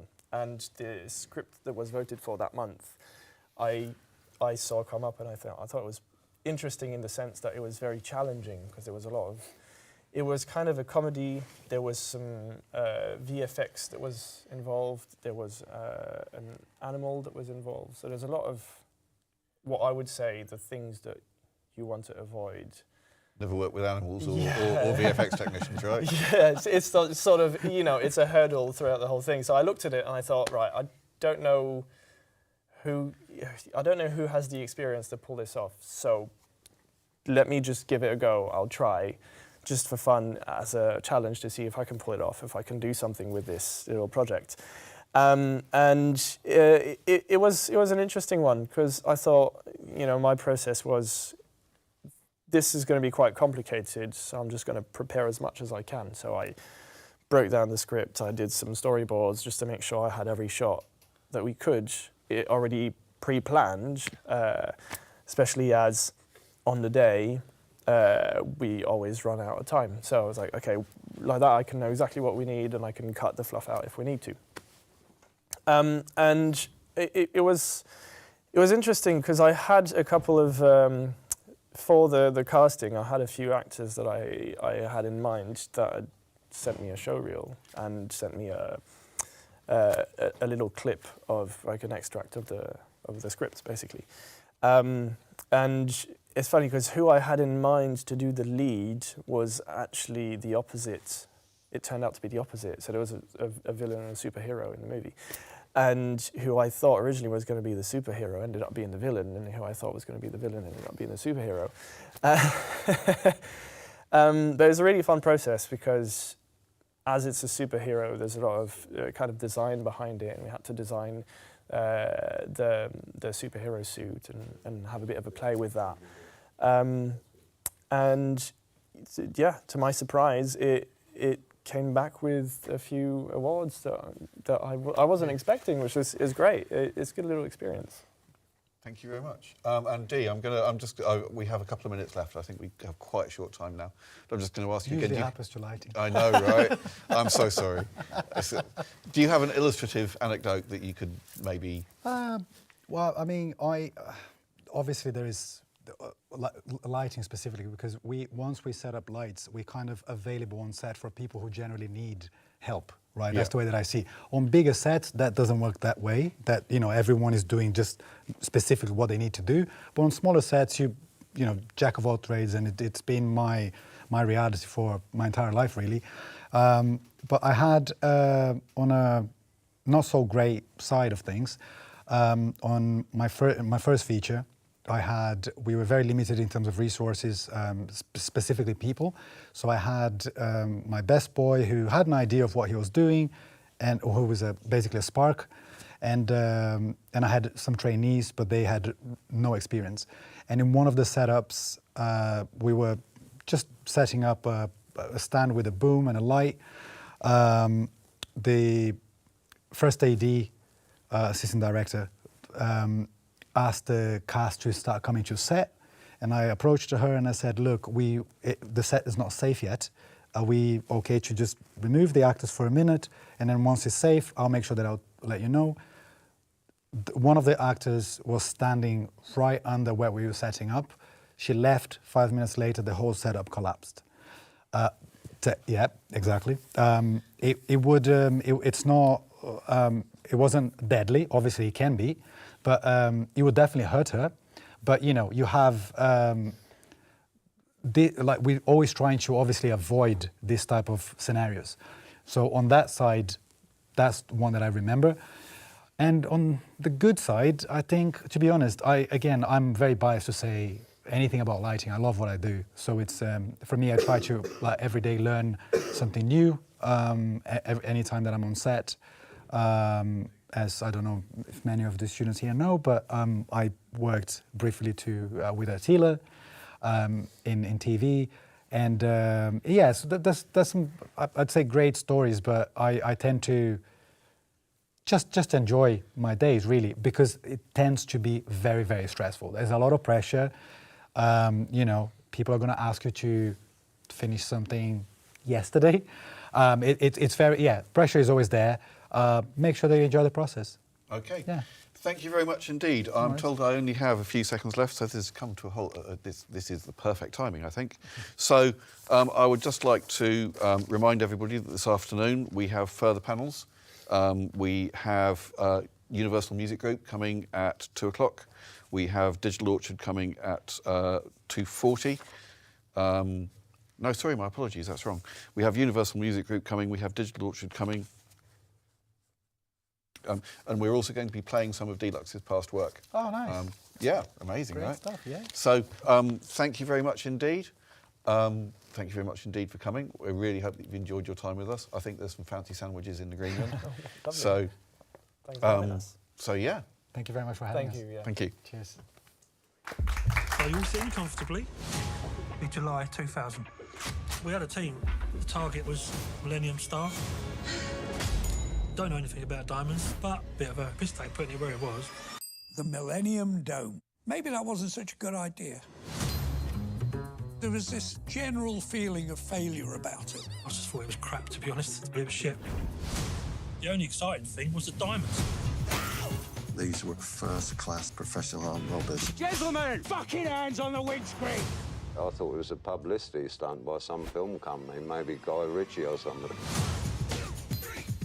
Me and my sister were my dad's world. I adored my daughters. I decided to myself this was going to be my last job.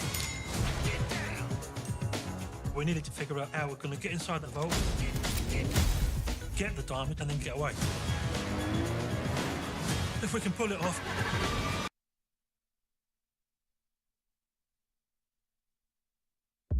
Are you? No, was that we were following them. Whatever plan they had, the flying squad would be waiting for them.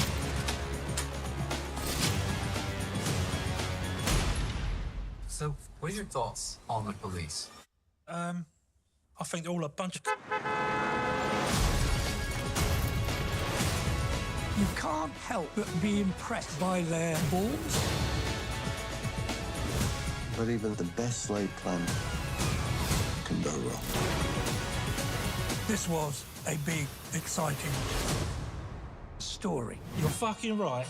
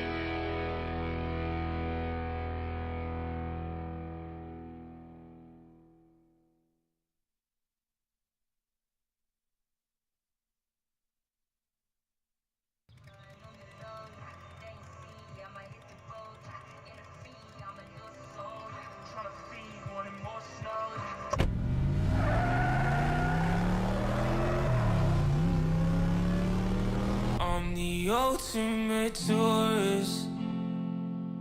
I'm as stubborn as anyone. Tenacious as what? I drink like I'm 21.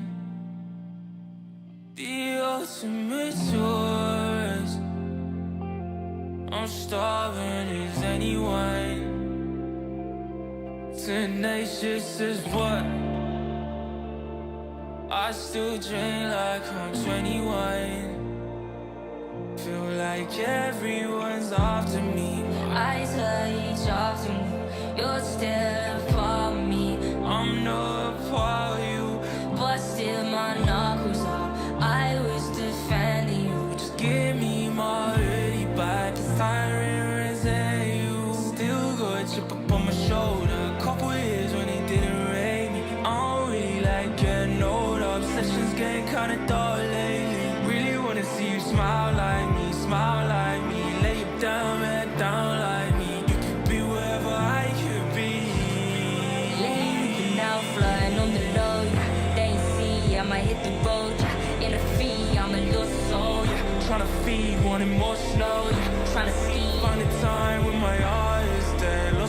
from my heart instead. In my heels, let my stars sunset.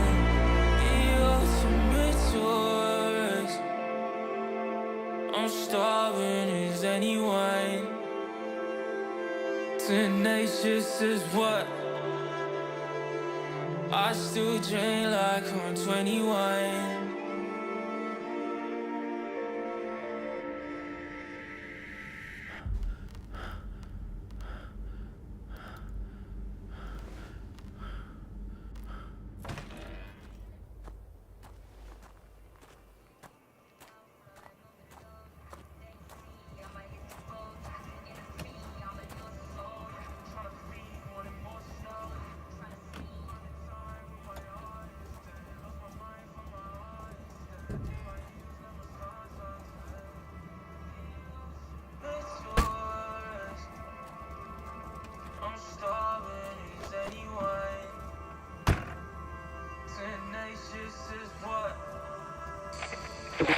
Keep on having fights, and I don't even mean to. My mama cried, she saw the things I've been through. My knuckles red like I'm son on his little GG. Rest my freedom when I didn't. Pulled by the feds, my girl said she got me a Z in the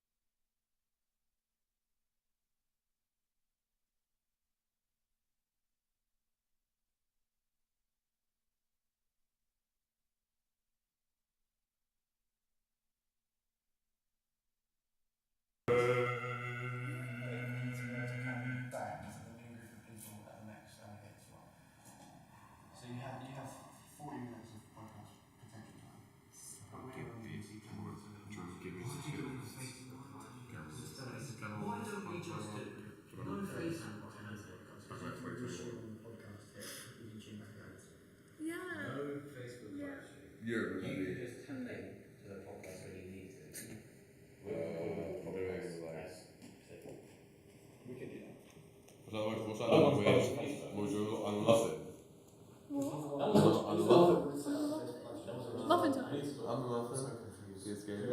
Yeah. Please, I just want to die. Please, somebody kill me. Nothing time. Yesterday. I was just giving you 24 some different ways. And then before that It was a little bit better. yeah. And then it was. Oh no, I don't know. Dare I say Gangnam Style? And then before that thing was Nyan Cat. Oh my god. Yeah. Nyan Cat. Nyan Cat. Well, I don't understand the point of that. I love it. Wait, there's a Hello Kitty train in Japan. Train? There's a train, like a Hello Kitty themed train. And it has like a Hello Kitty like gift shop on it as well and everything. And I really want to go on it. Japan have like the fastest train in the industry. And then this train which is like upside down. So like it's connected to a railing like above. Like from the. And it like hangs down. But yeah, it hangs, but like you're not hanging upside down, you're sat. So sat normally, like you're But like you're got like it's a bottom. Basically, how you're sat is like you're basically sat like on the top of the train. So you're the right way up, but the track is above. Yeah. Wait, you could go. One. Right, and we're done for the day, and then you just drop that. Yeah, film me, boys. Wait, no, film me. Yeah, film me. A scene on the other. Yeah, good boy. Wait, Anthony, oh, can you close it real quick? No. It's still here. Wait, so it just heard me call you like a good boy like 3 times. Yeah, good boy. I'm gonna do it again. Boy. But it's a nickname for, it just means like, you're doing good. You're good. You're a freak, bro. How am I a freak? I'm calling you a good boy. Because you're doing good and you're a boy. Well, do you want me to call you like a bad boy because you're not doing what you're doing your work, so you're not a bad boy. You're a good boy. So some say he's being quite rude. How am I being rude? I'm calling everyone a good boy. He's being. Yeah. He's a rude boy. Oh, you know, he's not. Anthony, you're being a bad boy now.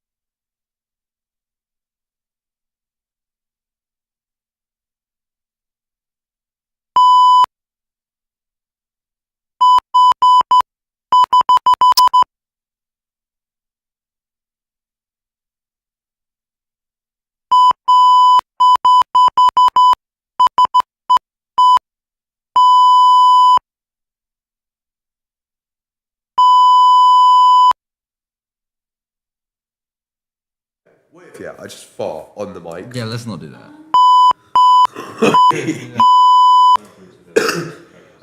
Oi, Louis.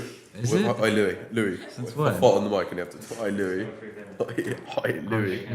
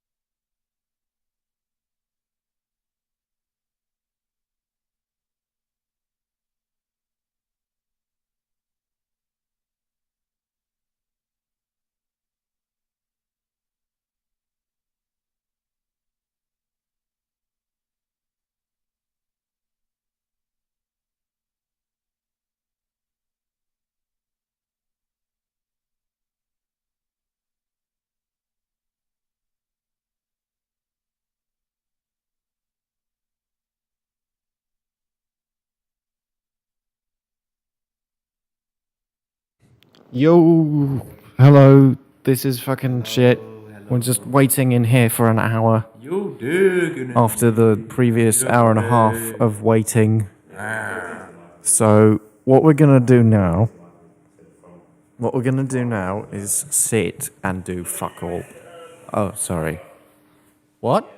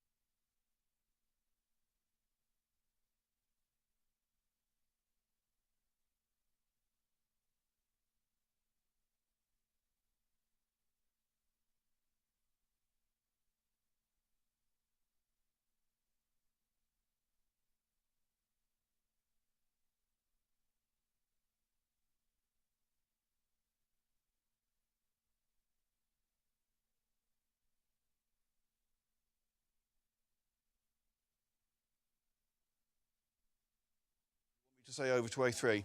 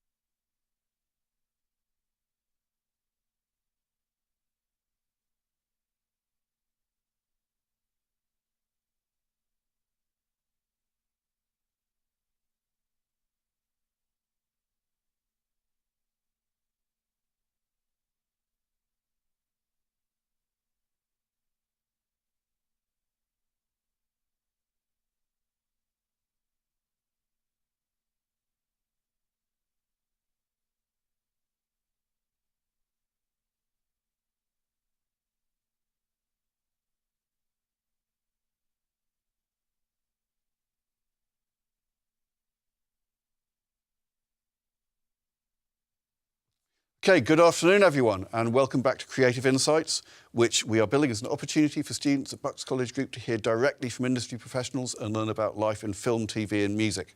In the morning we focus primarily on film and TV, and we will be coming back to some media in the afternoon, but we're looking at exploring the music industry right now. And I have with me today Gerda and Hayley, and they are from Universal Music Group, who are very, very big, very huge in the world of music.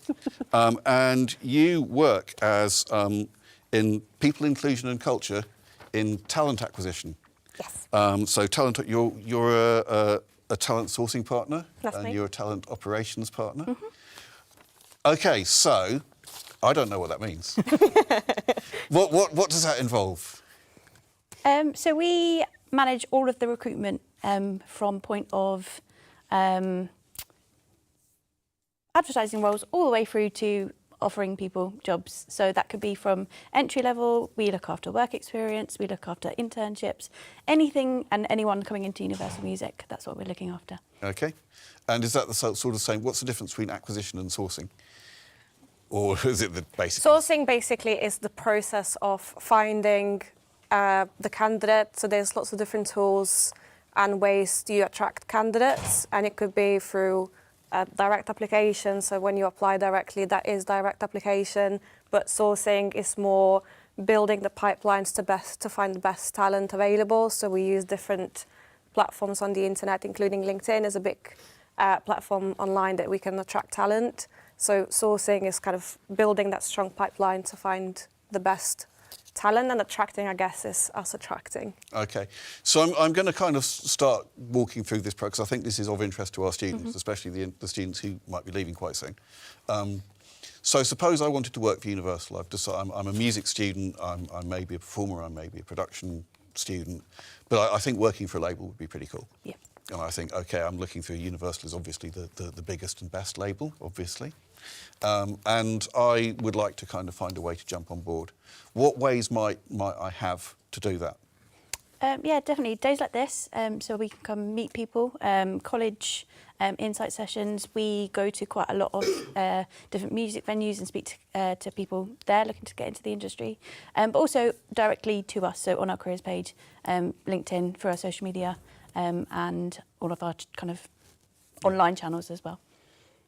I think it's worth mentioning that making an application, you've got to spend time on it, because we are a very big label and the music industry is very competitive. So when you are applying, you have to make sure that you're putting all the details in your application and kind of pointing out the experience that is relevant for you. So whether you had time to volunteer before, if you had any work experience in the music industry, whether that's in production or if you have marketing experience, because we have roles not just making music, but we have central teams that will do marketing, they'll do advertising and creative and all that jazz. If you have relevant experience, it's important that you tailor your CV or your application to the role that you're applying for, and you're identifying the skills that you can bring into the role that is required for the role. So using the right keywords, putting that on your CV, showcasing the real experience that you have and you can bring in the role.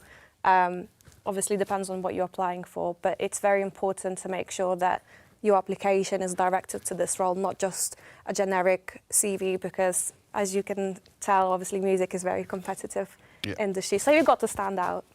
And were your kind of personal journeys into it a bit like Exactly. that? You came in through this same kind of route. Maybe Hayley, like, talk me through how you got into UMG. Yeah, so my background's mostly been in recruitment and HR. I've worked in various media companies. So I've worked in advertising, media, publishing, and events as well. So those kind of creative industries are very similar to kind of industries that we are in as Universal, so within music and media as well. So that was kind of my entry into it on that side of things. So it's a little bit of a different way to get into music, but still with that kind of creative background as well. That kind of creative industries background is, Yeah. is so even if your starter job is not necessarily in music or for a music label, having that creative industries background Yeah. gets you sort of used to the things that you do. Is that similar for you? I think my situation was slightly different. I actually never really thought I'd work in music. I never really thought of working in music as my career path, but I was a musician from very early age, and my experience was also in recruitment, and the opportunity sort of landed in front of me and I had to grab it. But again, I bring the skill set rather than the knowledge of music, because I guess where I am, I don't necessarily need to speak to artists or anything else. I don't need to have that knowledge. Obviously, I need to know what the company does, but my role is to speak about certain roles in the business. But again, passion is very important. Yeah. So I'm going to ask you to expand a little bit on this, because I've got a bunch of music students in the room, and they, I'm guessing, may not know most of the roles that are available in a label, and especially in a big label. So I think everybody knows that, you know, or a lot of people in the audience know what being a musician's like, and some of them might know what being a producer is like, and they have probably heard of these roles, and they might have done projects which are these roles about A&R. They might have heard of A&R. They might have heard of management, but not be entirely clear about what talent management does. So maybe you could kind of go through some of the roles that might be available for an excitable student who's just left college. I mean, I think the possibilities are endless. So it can be anything from starting in our really central roles, from IT, finance, our HR teams, even looking after the buildings and the facilities of that side of things. And then you kind of get your marketing roles. There's some roles within sales and events. Yeah, there's a whole host of different things that you might not think that you'd kind of put within a media organisation, but music organisation, but all of these roles help the company kind of do what we do, and I'm supporting the artist by bringing in the talent to help those artists. So there's a big chain kind of along the way as well to kind of get in the business. So an intern, for example, could be working in any of these roles. They might be it might be a finance side of it, but they might be in something more showbiz related, like events, for example. Yes, yeah. So I'm going to go a little bit into that side of it, I think. So I mean, I'm quite labels putting. I mean, I always think of labels as being, you know, you sit in a giant tower block, and I'm quite old, so I think of labels as sending out vinyl records to shops and things like that, and sending out CDs to shops. But actually, putting on events is a thing. How does that work for you? How does that work? What do you need from, say, an events person? So again, ideally a passion for events, someone super organised, working in project management. So anything to kind of keep an event starting from start to finish, and all the way through, and everything in between. So yeah, some of the teams. So we've got Ali with us today, who you'll hear from a little bit later, to talk into the event side a little bit more detail. But we've got just that kind of passion to get into the industry, and that could be on a more artist side of things, or it could be managing events at Universal internally as well. So there's a kind of whole host of events that we are doing. So I'm going to ask. I mean, it's difficult to generalise, I think, because there's so many things that somebody could do working for a big label. But maybe talk me through, if you could talk me through sort of a working day. I get up in the morning. I'm a talent acquisition partner. I'm a talent sourcing partner. I mean, I get up in the morning and go, I'm going to acquire some talent. I imagine it doesn't work quite like that. So what's it like, really? What's it like working in your roles? Yeah, I can go. Well, day in the life typically varies. We, as a sourcing partner, for example, I am typically across multiple roles that we currently have live in the business, and we obviously need to find the talent. So could be a portion of my day would be looking at direct applications. So when you apply through any careers page, your CV comes through. So I read through your application, shortlist. If I think you're right, I'll give you a call. If I don't think you're right, obviously I will have to come back to you with some feedback.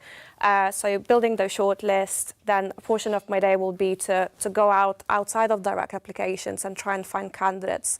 So LinkedIn is a very big tool. In case you're not LinkedIn, get on LinkedIn. It's very good place to find jobs and network with people.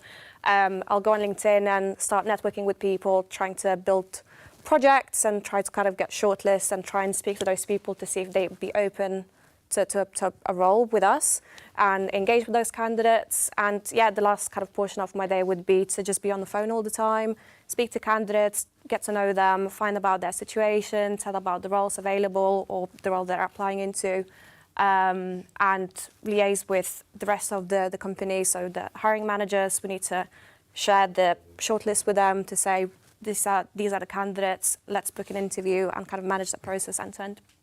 And I think we've got a little bit of time before we switch over. I think I'm told 5 minutes or so. So maybe we can talk a little bit about, I mean, suppose you have a role open, let's maybe think of a specific role. What would you be looking for? We're looking for enthusiasm, we're looking for sort of get up and go attitude, but what other qualities might you be looking for in a candidate for that role? If I were filling out a CV, what would be a good thing to put on it and what would be a bad thing to put on it? So just your enthusiasm for music, why that job has stood out to you, and rather than it being a generic application, why has that role kind of really stood out for you, and kind of put that for, it's difficult to put it on a CV that's 1 or 2 pages, but kind of how would you stand out, put yourself in our shoes, how would you show your creative side? So that could be not just having a black and white CV, that could be having a creative CV and kind of showcasing your portfolio or whatever else you might have kind of added to that as well. So, yeah, I've kind of heard this before about a creative CV versus a kind of corporate CV. So what would I'm quite, I apply for teaching jobs, so I do quite corporate CV really. So what does a creative CV look like to you? Sometimes even it could just be a little bit more colourful rather than it just being black and white bullet points, and that's kind of a more corporate CV as such, but a more creative CV, showing off if you've got any branding or you've got your socials on there, or you could add video links, you could add your portfolio, you could add colour, make it you. Put you into that CV on a piece of paper. So it kind of almost goes over the line into a kind of EPK type situation if you're looking for somebody. And I mean, we're talking about, we've talked about all the various roles. We've talked about some of the various roles, I should say. But we've talked about, there's things like finance and production and backroom roles that make the whole thing work. But you also mentioned that having a passion for music was really important. So I mean, maybe talk a little bit about that, because I assume that everybody who works for a record label likes music, unless maybe they've been there for a very long time. So yeah, I think demonstrating that on your CV, you obviously, when you speak to people, from my experience speaking to candidates, and when I ask them why you're interested in applying into Universal Music Group, typically the first kind of answer you get, or the most common answer you'd get, I'm just really big fan of music. Tell me a little bit more, what does that mean to you? What have you done to kind of get into it? Why do you want to work there? What could you bring into that? We all do like music. It's sort of telling a little bit more what generally makes you attracted to work in the music world and what you could do. But basing that on your application is kind of showing that proactiveness that whilst you were at university, you went above and beyond to get some experience outside of your course at school. So whether that's sitting in a studio for a few hours in a week, or helping to organise events, helping to work in live events for music, you can do so much. So I think in the application that really matters, and if it's just a few hours a week, that experience would be really relevant, especially when you're just coming out of university. So you make sure that you include that. I think that would be a big tip. Would you say that your musicianly background, because you mentioned that you'd been involved in playing music from an early age, do you think that helped with your application to when you joined UM? I think it was more the motivation, I guess, to work in a company. you know, me singing at school, you know, definitely helps me to think I would love to work in the music industry. That not necessarily make my application stand out, but it's worth sharing that when you are interviewing. Yep. That kind of shows that you're, you know, always been in music, you're always interested, and that kind of shows you that you're coming from that background and kind of know. I always think there's not that many jobs where spent 2 years in an indie band is a great thing to put on your CV. Maybe jobs in the music industry is one of them where it shows that sort of dedication. 100%. And you know, being a musician is not the only thing that you can do in music, and that's the whole thing about UMG is that there is pretty much every single job that you can think of in our building. Yeah. From you know, from working in a cafeteria to running events to managing an artist to doing marketing campaigns. There's someone that does book publishing in our building, which I didn't know about until a few weeks ago. So there's pretty much every job you can think of. So you don't necessarily have to be a musician to work in music. Okay. So, thank you very much indeed. I think we're coming to the end of this phase of the interview. So I'm going to wrap up. I'm going to thank you very much, Gerda. Thank you very much, Hayley. We're going to have a little bit of 5 minutes, and we're going to have some more guests from Universal Music Group to maybe talk about some of their roles and some of those roles that maybe we haven't touched on here in a little bit more detail. And now over to A3. OK, we're good. Thank you. Thank you. Thank you very much.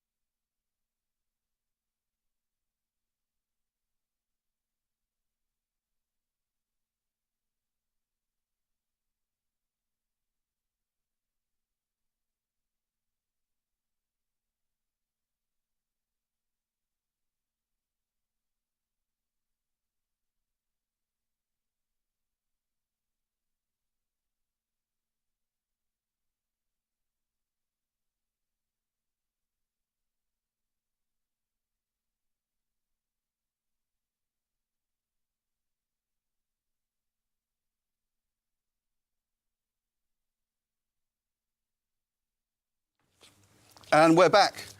So welcome back to Creative Insights. And we are in the second part of our interview with a delegation from Universal Music Group, and they're here to talk to our mostly music students. And we're looking at life in the industry and what it's like to work in the industry. But you also have some pretty interesting job roles that some of our artistic members of the audience might be interested in as well. So I've got James. Hi. Yeah. And you work at Decca. Yeah, at the that's moment. correct. Yeah. And how does this work? That's a sub-label of Universal. Yeah. So UMG is like, I would almost refer to UMG as like the big picture, and then within UMG UK, UMG UK, we have Decca Records, Island EMI, and Polydor Capital Group. Is that what it's called? Polydor Label Group. Polydor Label Group. And so within that, they are the labels that UMG run. And so, yeah, my job role is specifically within Decca. Okay. And we'll be coming back to that in a second. Yeah. And Ali, welcome. And you you're involved in events. Yeah. Can you tell me a little bit about that? Yeah, I am part of a team that basically plans events for artists, staff, etc., etc. We also have a leg of the team that do like artist trips. So if an artist coming in is usually from the US, we look after them, do their schedule, book them dinners, etc., etc. And Lulu? Yes, and I'm part of, like, we have a newly formed audience media strategy team, which has come together just to, like, as the industry is obviously changing, things have got a lot more digital, and we're like that artist. We help all the artists and the labels with what they need. Okay, so I'm going to come back to that in a little bit because it's quite an interesting thing. We have, I mean, we have a lot of people in our college who they're very interested in making music, but then when it comes to kind of marketing music and putting out music, it's kind of quite a lot of musicians are not necessarily that interested in that, so they need someone to help them out quite a lot of the time. So we'll be coming back to that in a minute. So I'm going to come back to you, James. So you are you're marketing coordinator at Decca at the moment. Yes, that's correct. But that's not always been your role. No, definitely not. I've kind of spanned across quite a lot of the departments within Decca. So I came on board as a label intern. So within that, I worked for the A&R team, the marketing team, digital, streaming, promo team. So I sort of worked across all of the departments. And then I progressed into being a label coordinator, so just a more elevated version of that role where I had a lot of focus on working in the A&R team as well with scouting artists and that side of things. And then, recently, about 6 months ago, transitioned again into this marketing coordinator role, so focusing more on artist campaign management and release strategy. Okay, so I'm going to ask you, because I know it's going to be of interest to most of the audience, a little bit about the A&R side of it, and because let's face it, most of my students aspire to be music artists. Okay. So if I was a music artist, and I mean, firstly, I think talk a little bit about these different labels, maybe, because are there label identities? Is it that Decca will be looking for particular genres or styles of artist, and Parlophone might be looking for something different? Or Sorry. Yeah. I'd say there definitely is an angle of that. But ultimately, I think if you were coming from an artist perspective, if the label wants you, it won't really matter what genre or type of music you're making. If that label wants you, they want you because they believe you will fit into their ethos. Okay. So there was a lot of this. I mean, because I'm no longer 18, which is a surprise. But in my day, the A&R thing is people go out to gigs a lot. They spend a lot of time in sweaty pubs in Camden, listening to 20 terrible bands, and then one of them comes along and goes, "I'm going to have them." I assume it's not like that anymore. But there's definitely still happens. You're still expected to be out and about, having a very much your ear to the ground and being at events and gigs where new artists are playing. There's new artists every day, new bands, everything to go and see. So that is very much an expectation. You'd still be out to go and see that. But you're right, a massive shift in the industry over the last few years or so has been like the use of data and analytics to help find artists around the world in a more global approach, and help you sort of get to the start of things you are looking for more accurately, rather than spending time in sort of certain areas which may not be as efficient. So I'm going to kind of come through. I'm going to maybe take this artist journey through, because I'm an artist and I've signed to Decca. Maybe I'm lucky I've signed to Decca. Amazing label, right? But then I would like that label to help me out and do some various things. So there are things like events, there are artist trips, and that's where you guys come in. That's Ali. I mean, you're an events person. Yeah. So is that events on behalf of artists, or is that corporate events as well, or a bit of both, or? A bit of both. If you're an artist and you've signed to Universal, it's usually like I'll put on a fan event, so you'll be releasing new music and we'll get loads of fans in and it will be like a party for the fans. I did like a Selena Gomez one last week, for example. All her fans came in and we just threw a party in celebration of her new album. Or media events a lot of the time, artist dinners, playbacks. We do the Brits and like a massive conference for Universal who do music, which is like a small festival. So I'm like producing the events, basically. So what does that event production involve? I mean, we some of our students might get what's it? So if I'm producing an event for Universal, what I don't just get up in the morning and go, I'm going to plug the mic in. No, sourcing of venues, security, hosts, food, drink. The health and safety is a big one. That's like a big part of my life. How the artist gets there, looking after the artist, the rider, the music, we have to make sure, obviously, we use really, really amazing production teams on a lot of our events. That is like our key thing. But yeah, literally everything. What hotel they're going to be at, who's going to be looking after them, the performance. And I'm going to pass on to Lulu, who is in the unformed division, which sounds like some kind of science fictional thing. So you're dealing with digital strategies. So we've got an artist, they've signed to Decca. There's maybe some events being set up, or maybe some events due to be set up. But then there is this new digital world of all sorts of craziness, AI and socials and everything's happening. Yeah. So you're presumably playing quite a big part in how UMG approaches that. Yeah. So we have a new division called Audience Media Strategy, and within that, the audience team looks after maybe creators, fans, anything to do with like what you might find online. So I don't know, someone from Decca posts something on Instagram. Who likes that? Who are the fans? Who are their core fan base? Who do they want to engage more? That comes through the audience side. Then we have strategy side, which might see someone's releasing a new album. How would we get that to #1 if we want that? Like, what does the artist want? That works more closely with like artist managers and that side of things. And within that, then we have a media team as well, which is like press, promo, digital, radio, all that side of things. So it's the whole kind of like digital marketing. Yeah, it's everything come into one. So like we're all really accessible for the labels. So is that kind of working with James, because you're a marketing coordinator? Yeah, so I think, you know, this new division has really been really helpful because it's come from knowledge from all the label groups coming together into one department. So there's been a real big shared knowledge base for that. So yeah, you're right, you know, something we might do is approach Lulu's team and be like, we want to identify this new artist that we've just signed. We want to identify who their fans are, what are their interests, what sort of books are they reading and stuff like that. And that is definitely part of the service that they could do. But also when our artists are going out to do live lounges with BBC Radio 1, part of that team will also go there and control that side of it. The promo team will be, you know, on hand to help them, and that's what they do. So all sorts of angles we can be working together in. Yeah, we all cross really nicely, because over. even Ali comes into our team and helps with the events that we do. We obviously go from what James asks us to do as well, so we all cross over really nicely. We're all linked.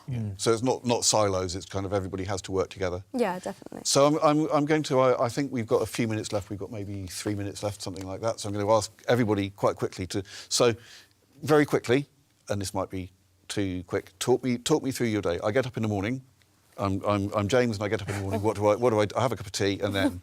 Yeah, I'll be in the office in the morning. There'll definitely be some meetings first things with different artist groups and different members of our artist roster that we're working on, depending on what we're looking at. There'll be time at my desk going back to emails, replying to management or talking to events about an upcoming thing we have with them. More meetings, lunch, then back to probably going out of the office to meet with other people and discuss upcoming projects. And that could be one of many days, and there's many iterations, but I'll let the others carry on. I think I'm going to ask the same thing, Ali, if you could talk me through your... I don't spend that much time in the office, to be honest. I used to do promo, so I was in the office a bit more, but yeah, events is site visits, actually going to events, go to new venues, we go to a lot of like new restaurant openings, bar openings, because we always need venues for events. So that's a lot of my day spent doing that. And then I guess we have an influx of events. There's only 4 of us in the team for the whole of Universal. So we get, it's a good old time. So yeah, we get a big old load of events in, so it's basically me planning the events and starting going with it. I'm quite interested in this thing about there being, you know, restaurant openings, bar openings. Yeah. I think of music events as being, you know, festivals and gigs, right? Yeah. But there's other type of events where you'll want artists to be there, maybe showcasing their work. Yeah, happens a lot. And that's the kind of thing that we're looking at. Yeah. And Lulu, you're with the most mysterious job of all, is all new digital stuff. What does your day look like? I mean, in honesty, no day is ever the same. Like recently I've been doing a lot of work with Brits that just passed, so like it's like Ali said earlier, it was like all about problem solving on the day. What do you get? What do you have to do? What do you have to achieve? What's upcoming? It's like we have huge schedules, and then we're dealing with like really, really big global artists, so it's like accommodating what we can do for them always. Okay, thank you very much indeed. I think we are on the point of wrapping up now. So I'd just like to remind everybody that we have podcasts going throughout the day. I have an itinerary here which tells me where they are. So we have a podcast in A3 with Nico and Timmy from Digital Orchard. Later on, we have panel discussions with Digital Orchard and Ashley Davies and Cameron Blue from SSL and O2 Academy, respectively. Please join us later on. It's nowhere near finished the day yet. It's going to be an exciting time. Thank you very much indeed, and thank you very much for coming. No worries, thanks for having me. Thanks.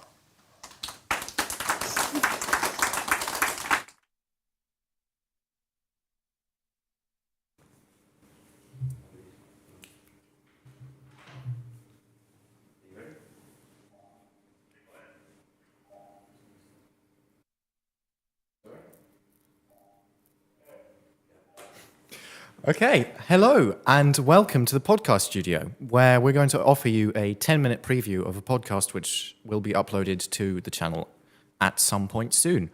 Today I'm joined by two more wonderful industry professionals, and we're going to be talking about their journeys in the industry. So why don't we start with you? Would you like to introduce yourself? Yep, sure. My name is Timmy Oladeji. I'm a scan operator or scan technician. And I work with DO. We work at Pinewood Studios. Mm-hmm. What goes into that? Scanning. Sorry? Sorry. No, I was just saying all right. Sorry. No, that's all right. So yeah, but my job as a scan operator, essentially what we do is we digitize film celluloid. So that covers Super 8, Super 16, Standard 16, 35mm, all the various gauges, and 65 and IMAX. And essentially what we're doing is we're trying to capture all the signal that's been captured on the negative, via the DPs and the camera team on set. And we're trying to preserve as much information as possible and in the scan. And then we create deliverables and then send that to production and to the wider team. And essentially, we're digitizing the image that's already captured in the negative. So yeah, a lot of DPs still use film out there. That sounds really fascinating. How did you end up on that career path? How did you get into scanning? Yeah, good question. So my background was initially fine art. So when I was going back to school and going back to college, and photography. So I've always had a love for photography, all things exposure. I didn't actually study photography. I studied design when I was in school. But along the way, I'd always practiced photography. So I started off in the digital realm. So bought my first camera, Canon 450D, I believe. Yes, about 15 years ago now. Wow. Started taking pictures, learning the basics of exposure, the exposure triangle, ISO, aperture, shutter speed. And then along the way, I sort of graduated to film because I had a keen interest in film. And by film, I mean analog film. So I started shooting analog film. Again, along the way, I started taking professional work. So I started doing some wedding shoots, corporate shoots. Then I branched into videography. And then from there, started self-producing my own short films, which you'll never see the light of day. But yeah, sort of branched into motion picture, or my attempt to get into motion picture. And then through that work, I got into dailies. So yeah, dailies with Digital Orchard, my current employer. And yeah, dailies did that for about a year. I'll let Nico get into that as well if he touches on it. But yeah, dailies essentially entails us taking all the data that's been captured on set, getting it ready for the editorial team, and then archiving it to sort of cut it short. And then from dailies, after I did that stint, then I moved on to scanning. So because I had experience working with film celluloid on a photography level, I was quite keen actually to get into motion picture scanning. And then, yeah, the rest is history. Sort of 3-4 years ago, got into that, and we've worked on, not just worked, but we work on, as I mentioned at the start, all types of productions, your home videos, Super 8, to promos, to high-end commercials, to feature films, all shot on film, various gauges as well. Yeah. That sounds fascinating. What about you? Would you like to introduce yourself? Hi, so I'm Nico Caulfield. My pronouns are they, them, and I am a DIT and video assistant working on set spaces. Wow. How did you get into that? So I started out when I was younger. Funnily enough, Simon Brett, who brought us here today, got me into the film industry, really intrigued me with what was going on with it. And I realised that's what I wanted to do. So started looking more into photography, videography, that kind of stuff when I was sort of 14, 15, say that. And then went to college at Exeter and studied there for 2 years, sort of learning the basics, understanding what I was doing. And then after that, went to university. I'm at UCA Farnham, University for the Creative Arts, and did 3 years there, mostly because I needed the social skills and I was not good at that. And again, as Timmy quite lovely put, most of the films will never see the light of day. But I then spent 3 years specialising in camera at the university, and then I got offered the job at Digital Orchard to work in their kit room as their kit room trainee. So that would involve building DIT and video rigs from the ground up and troubleshooting software, hardware issues, making sure that technicians who are prepping for jobs, whether that be tiniest indie films or high-end full budget films, would be able to capably do their jobs. And then about a year ago, it's coming up to a year now, I then left Digital Orchard as a salaried employee and joined their on-set teams. Wow. That sounds incredibly interesting. So how would you say your work for Digital Orchard affects your home life? So, film is, you have to put 110% in. You have to be on it. You have to be constantly looking for the next thing. Yeah. That is the unfortunate side of it, because often you are a freelancer working within this industry. You have to understand that you may not get that next job that's offered to you. It might go to someone else who's offering different rates, that kind of thing. But at the same time, it is a very rewarding industry to be in. I would say that you have to be willing to make sacrifices, but also not sacrifice yourself as a person to do this job. But if anyone's wanting to get into this industry, I'd recommend it. It's great fun. You do some amazing work with some absolutely brilliant people, and you see some brilliant things as well. I can absolutely imagine. I mean, it's such a demanding industry, but the reward that you get out of it, I also have been told, is really just makes it all worth it. Yeah, that does sound incredibly interesting. Did you always see yourself going into film? At first, I wanted to be an actor, which is the stupidest thing in the world now, to me. But I've always been a creative person. I was always into photography like Timmy. Started out with a Nikon D3300 when was my first camera, and then moved into sort of celluloid film, working with 16mm 35s. And then I'm also a musician. I do art and stuff like that, and it's just the way I was almost steered towards it with my interest in motion picture and the world that was created around it, and the fun that can be had, but also the feeling of rewarded. Yes, it's long shifts. Yes, it's hard work. Again, Timmy can attest to this. Even in the scanning room, you're doing long stints. Yeah. Just sat there making sure that each frame is perfect. But by the end of it, you feel so happy with what you've done. I can absolutely understand that. I'm afraid we're going to have to take a pause in our interview to say that we're going to cut back to the studio shortly, but in about 10 minutes. But soon enough, you can find this interview available on YouTube in its full. Sorry, in its entirety. Thank you very much.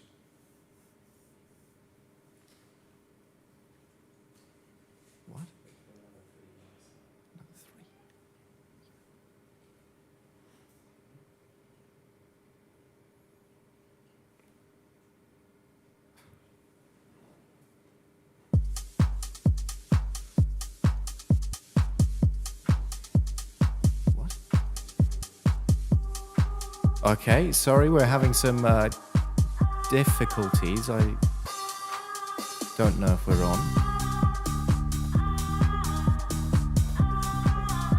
They're off us. Okay, sorry, I thought you went 3, 2, 1.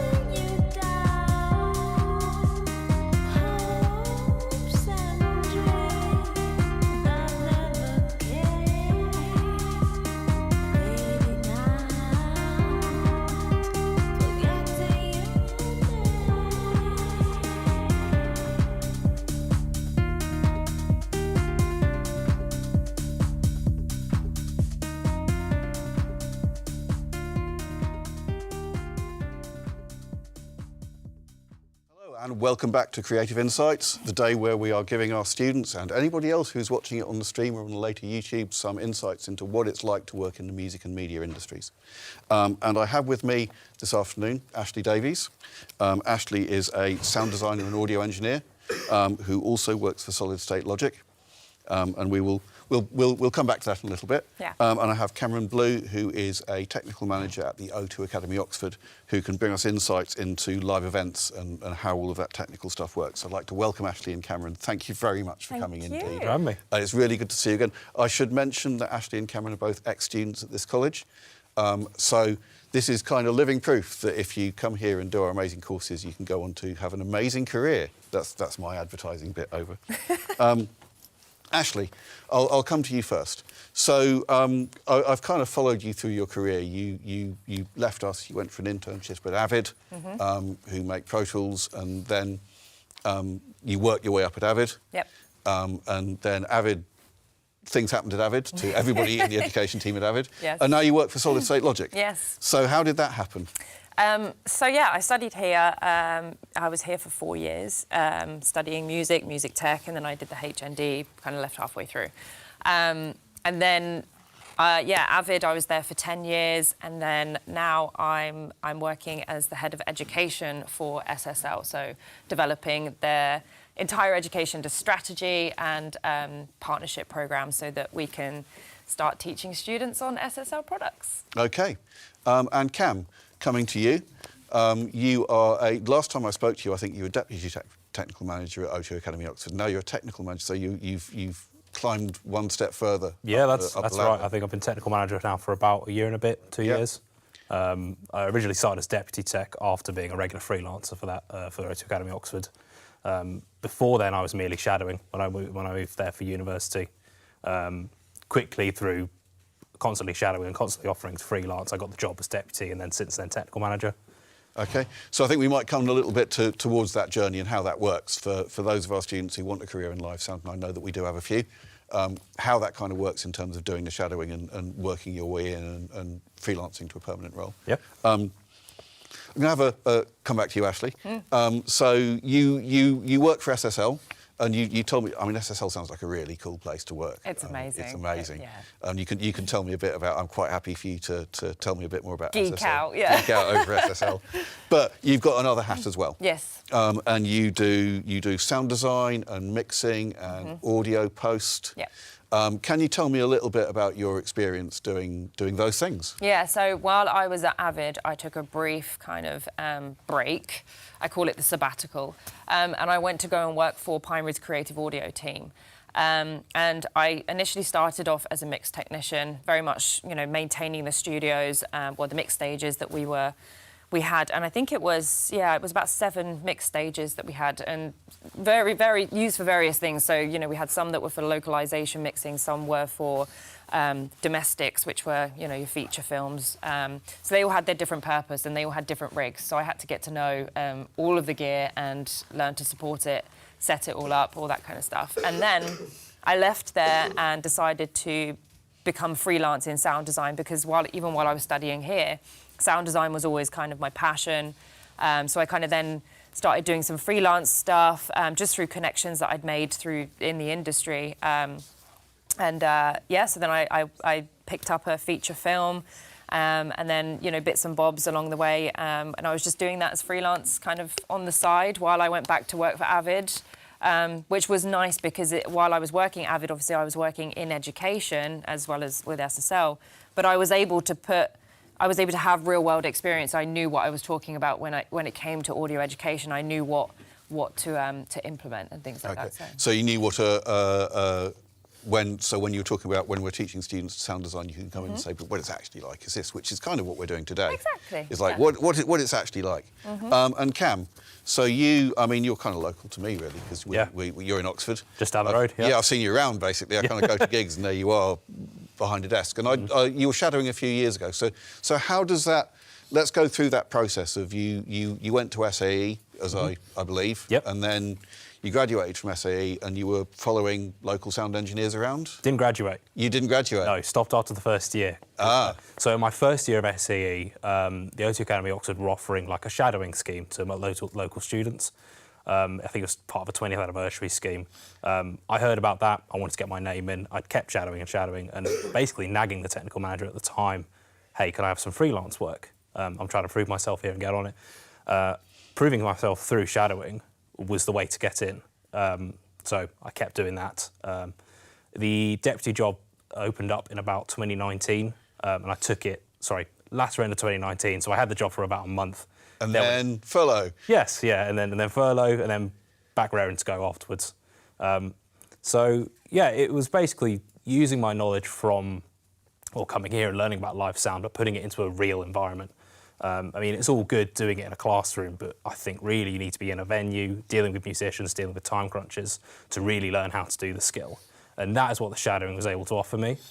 From there.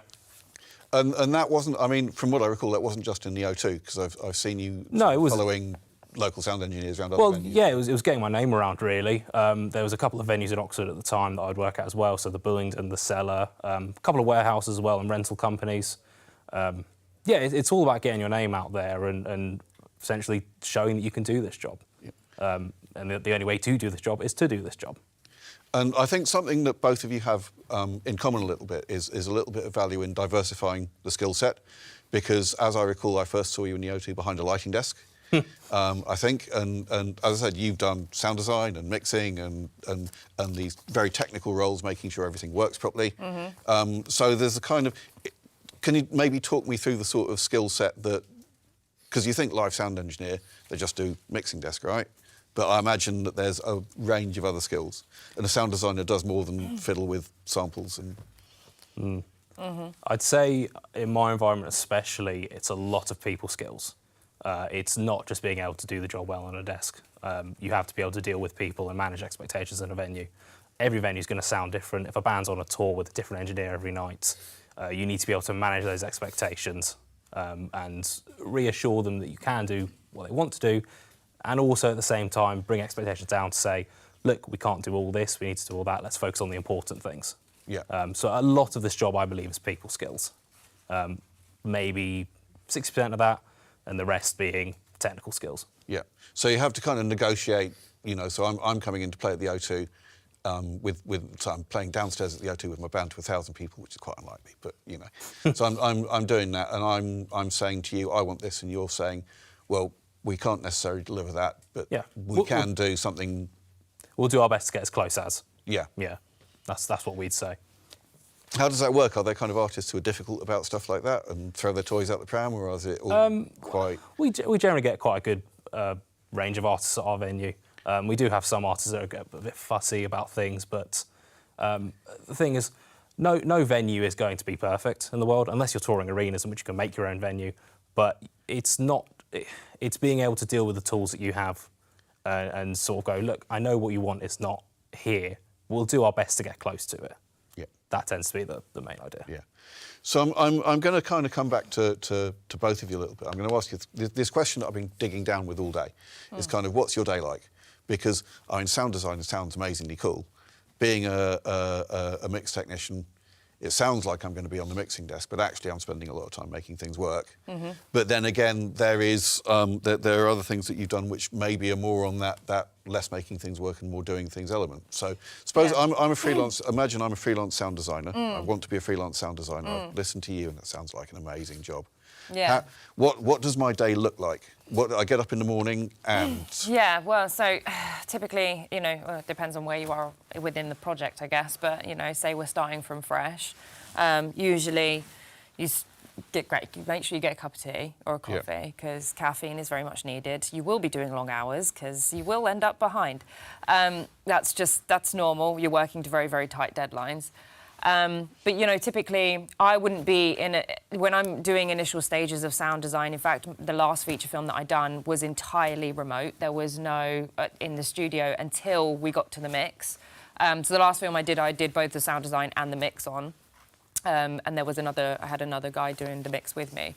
But, yeah, typically I would get up and very much work in my home studio, which is not, it's not really a studio, but it consists of speakers, a small interface, and a laptop. And I very quickly realised that actually my speakers, I couldn't even trust them. So I ended up working on my in-ears. I've got a set of moulded in-ears, which I highly recommend investing in.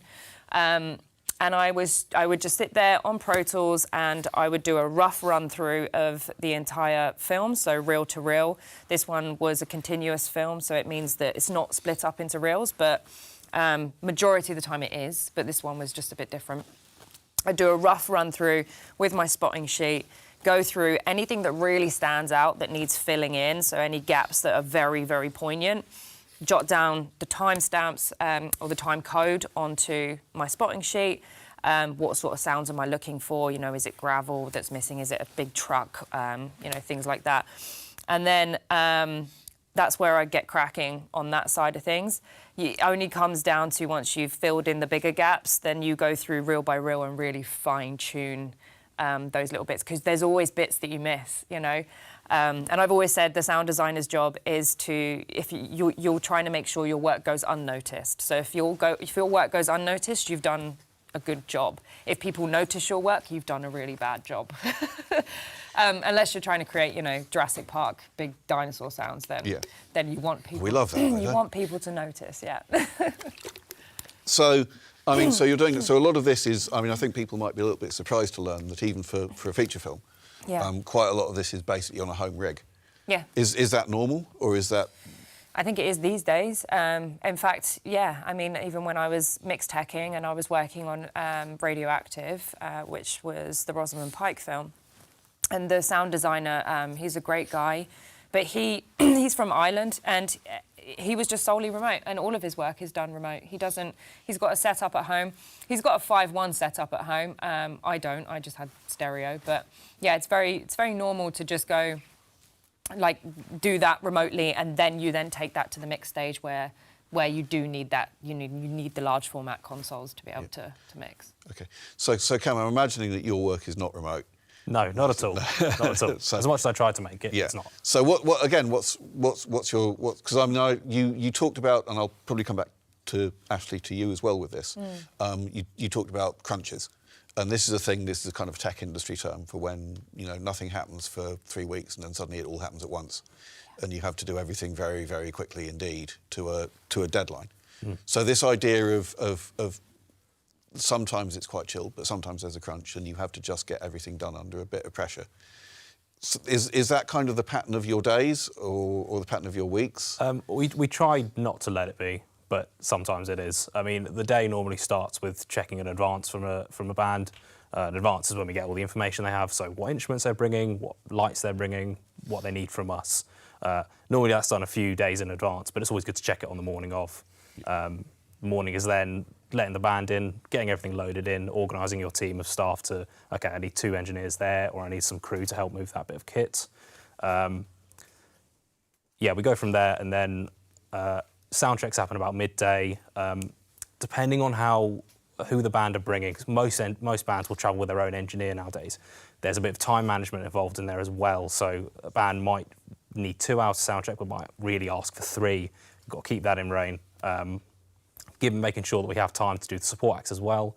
A lot of my job as well tends to be doing lighting for support acts, because the smaller acts won't be bringing their own engineers.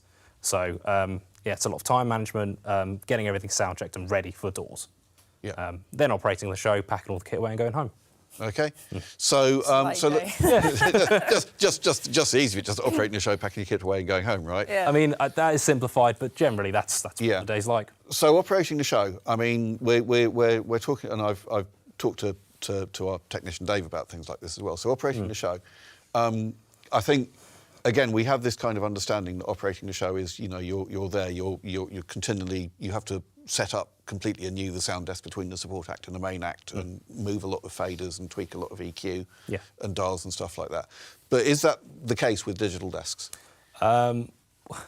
If your engineer is clever enough, they would have brought a show file already to load onto the desk. Now we've got digital desks. I mean, back in the day of analog, it was pretty much maybe try and not take a photo of the desk, but remember what those faders are, go from there. But with a digital desk, we can now reset it, and hopefully if they've saved it right, load it back afterwards. So it's a lot easier nowadays. It's simply a case of loading a show file and getting it ready. I mean, most of the engineers that use our desks will have used them a couple of times before in the venue, so they've got a rough template for a show that will sound okay. Sometimes it is starting from scratch, and when you are starting from scratch, you need to use those skills you've learned over time to get things sound checked in a quick way. But most of the time, people bring their own show files. And you can do virtual sound checks nowadays, can't Virtual sound, they're not as popular at our venue, but people, in our venue, it's quite a small resonant room, so doing a virtual sound check will sound completely different when you get a band on a stage. You start getting that natural noise. People try to make it work. It's not like a proper sound check, though, I believe. So, again, I mean, this kind of technical thing, I'm asking for my tech students, are there specific desks that are industry standard that you should learn? So you're saying that people will normally have SSL. For live sound. Yeah. Well, we were talking earlier about this. We do see SSL sometimes on our venue, but the main things we're seeing are Allen and Heath D-Lives, Digico, sometimes a Profile, and depending on the size of the band, sometimes M32. Well, the M32 rack units tend to be quite popular if a band's doing their own in-ears. Those tend to be the regular desks we see, but we'll get surprised. We've got a regular tribute act that comes through with an old analog desk that has to get lifted upstairs, and he refuses to mix on anything else. So it's good to. I mean, they all do the same thing, these desks. So it's good to know your workflow and how to translate your workflow to as many desks as possible. So that's quite interesting, this idea that there's a level at which all these desks are different. Desks are different? Desks are different. But there's a level at which, there's a kind of operating level at which they're all the same, although obviously SSLs are better. Obviously. but there's a level at which they're the same as well, and that's the kind of level that you need to learn to operate them. Yeah. So is it common for bands to want to bring their own... Because I kind of assumed at the O2 that there was an in-house desk that everybody used, but is that not the case? It really depends on the level of the band. If they're doing like a whole academy tour, they probably will bring their own kit. One-off shows, though, we've got engineers, we've got desks in-house, and we'll do it for them. it really is a 50-50 split. I mean, desks are becoming so accessible now for bands, like those M32 rack units. It's quite easy to build yourself something you can take on the road, especially if you've got an engineer you like working with.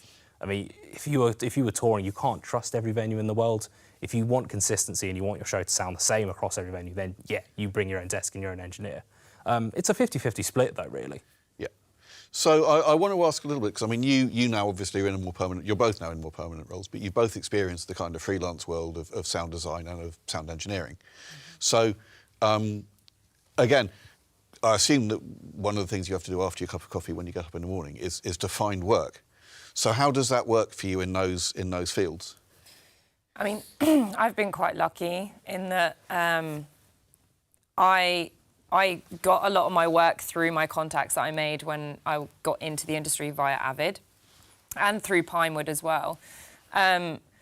But there were occasions where certain things would pop up on LinkedIn. I would get a random direct message from somebody saying, hey, I've got this film that I see you're a sound designer. I had a weird one come through on Facebook. I was like, do people still use Facebook? I use Facebook. No, I know, I messaged you the other day on it. But that's the only time, I haven't picked it up since, but I got a message through just from somebody on Facebook saying, I've got this film, I see you're a sound designer, would you be up for it? I unfortunately had to turn it down because I was taking this job at SSL. The timings just didn't kind of line up. But I've been quite lucky in that way that I've kind of built myself up within the industry as a whole, and kind of, as you say, get yourself out there, get your name out there, and the work has kind of come to me, which has been quite good. There's a level at which people call you rather than you calling them, which is nice. It's a nice place to be, but there has been times where when I've sort of sought out shorter films, when I've just wanted to get a bit more experience, particularly early on. When I first started at Avid, I remember reaching out to people just on LinkedIn who I saw that were kind of making short films, short documentaries, and just saying, hey, do you need any help with sound design and things like that. So there was a point where I was doing that, but I would say LinkedIn is definitely the platform to kind of keep your eye on, and because people are always posting snippets and saying, hey, we're looking for a sound designer to jump on this. And a lot of the time it's really short notice, so keeping your eye on it is really key. I'm hearing a lot about the importance of LinkedIn. So important. Because it's for those of you who are not on LinkedIn, it's social media, but its goal is to find work, really. Yeah. It's where you find a job. Mm-hmm. And it's a really important piece of I hesitate to call it social media, but it's a really important piece of media for just finding work. It's like virtual networking. Yeah. It's brilliant. I'd like to kind of come back to this. I mean, we're looking for maybe some stories of things now, so I'd like to come back to this thing about crunches, because you told me about a time. You told me about a time where it's like a fairly well-known director, who I'm not sure we can name, who had everything ready and then 3 weeks later says, oh no, I want it different. Yeah. And that kind of happened. You said he's lovely. Oh, he's the best. Yeah. But we were, I can't remember how long we were on that film for. I think we were mixing for, we were in the pre-mix for about 3 weeks, then we went into finals for 2 weeks. And then we were doing the M&E, which is music and effects, the following week, but he wasn't attending that.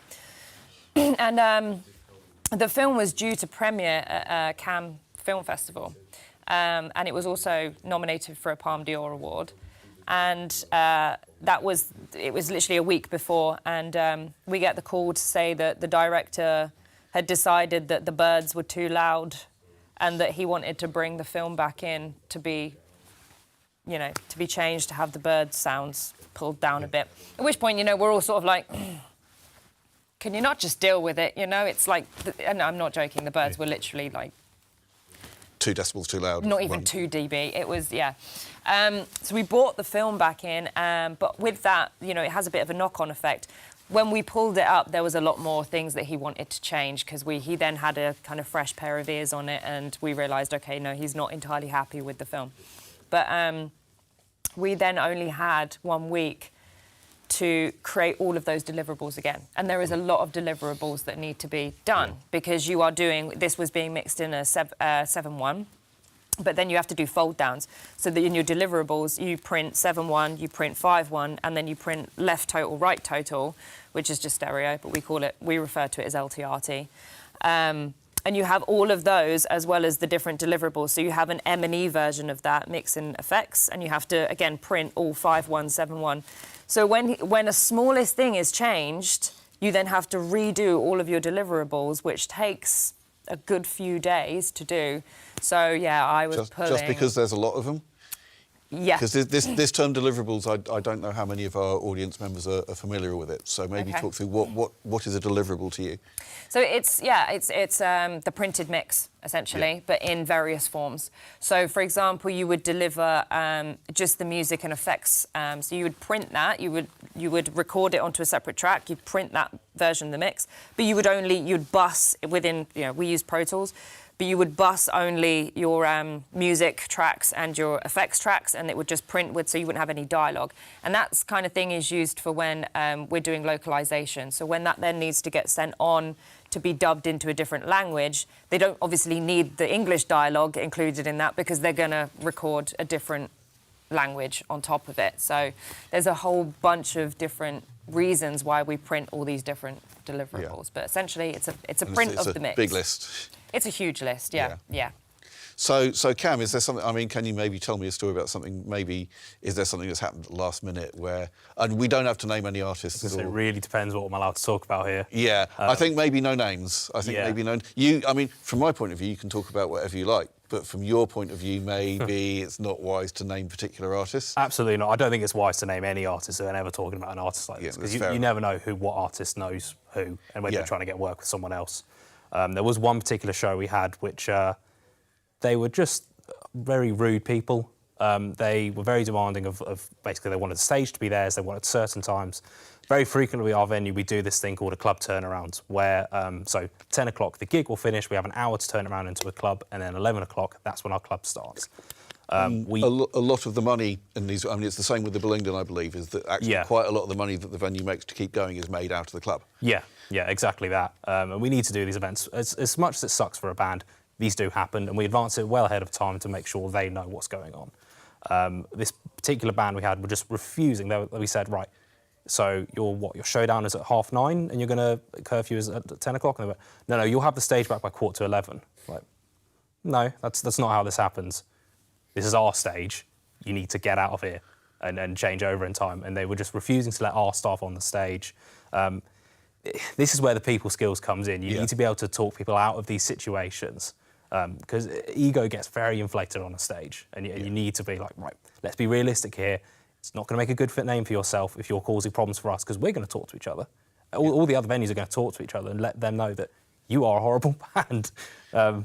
That's the only example I can think of. There are more stories from that day that I'll tell you in private. I think we don't have to. I think we shouldn't be saying some of this. Absolutely, yeah. But I think it does kind of highlight these kind of things. Is that quite often these last minute things happen, and quite often as well. Certainly in the live sound industry, I'm aware that the financial margins can be very tight. Yeah, absolutely. And I appreciate that. Musical artists in the audience might think financial margins are boring, but they're the things that make the difference between making a living and not. Yeah, they make the industry go, unfortunately. Yeah, and these venues in Oxford, I'm quite familiar with them, and they will do. I like it. I'll be honest with you, I'm old and I want a cup of cocoa. So if the gig ends at 10, I'm super happy. Me too. Seeing as I can go home, I can have a cup of cocoa, and I can get to bed, and and still get to work the next morning. Yeah. So I like that, but I think the younger audience do like it when it goes on, but they're going to the club. Yeah, exactly. And they're paying a £10 entry fee for the club or something. And that's what kind of keeps the venue alive, because a lot of them go into. I've seen the queues. A lot of them go into the clubs. Yeah. Our drum and bass nights and our electronic nights tend to be more popular than anything else. You'll get people actually. I mean, it's rare to see queuing for a club nowadays. But with our events, we get quite well named artists that people will queue up to see. And that's why it's so important to get those changeovers done quickly in time to get the audience in. Yeah. Because the longer they're out on the street, the more grumpier they're going to get, and the worse time they're going to have. So do you do the club PAs as well, in terms of technical engineering and I mean, obviously you're not doing a live sound mix necessarily, unless it's I try not to. I try to let the casual techs deal with the clubs. But yeah, we're offering our services for them as well.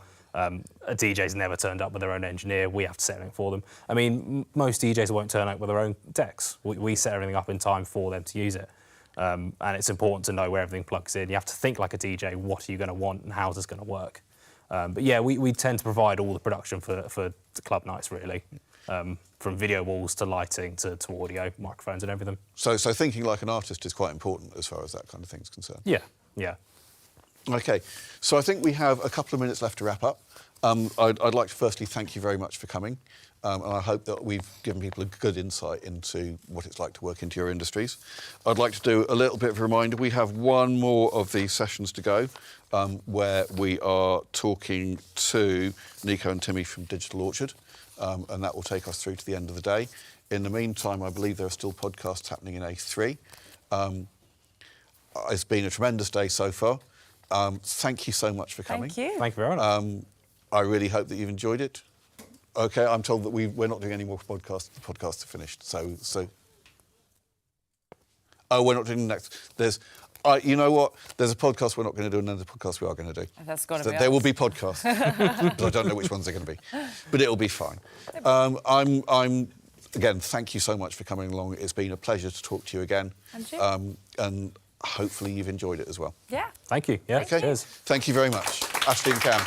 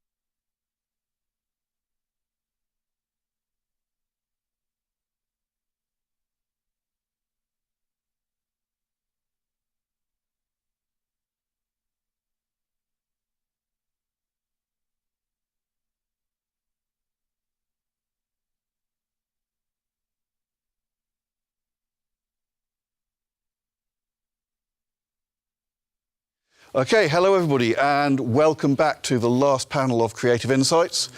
This is our day where we're giving students an idea of what it's like to work in the industry. So we've been talking to industry figures, industry workers from across music and media all day. We've had an amazing range of guests. I would like to welcome now from Digital Orchard, Nico Caulfield and Timmy Oladeji. Nico has been a video assistant. Yes. I'm not sure. I mean, it sounds like somebody turns things on and off. Yeah. But... So video is when the digital age of film came around. Well, actually, it actually worked with film as well.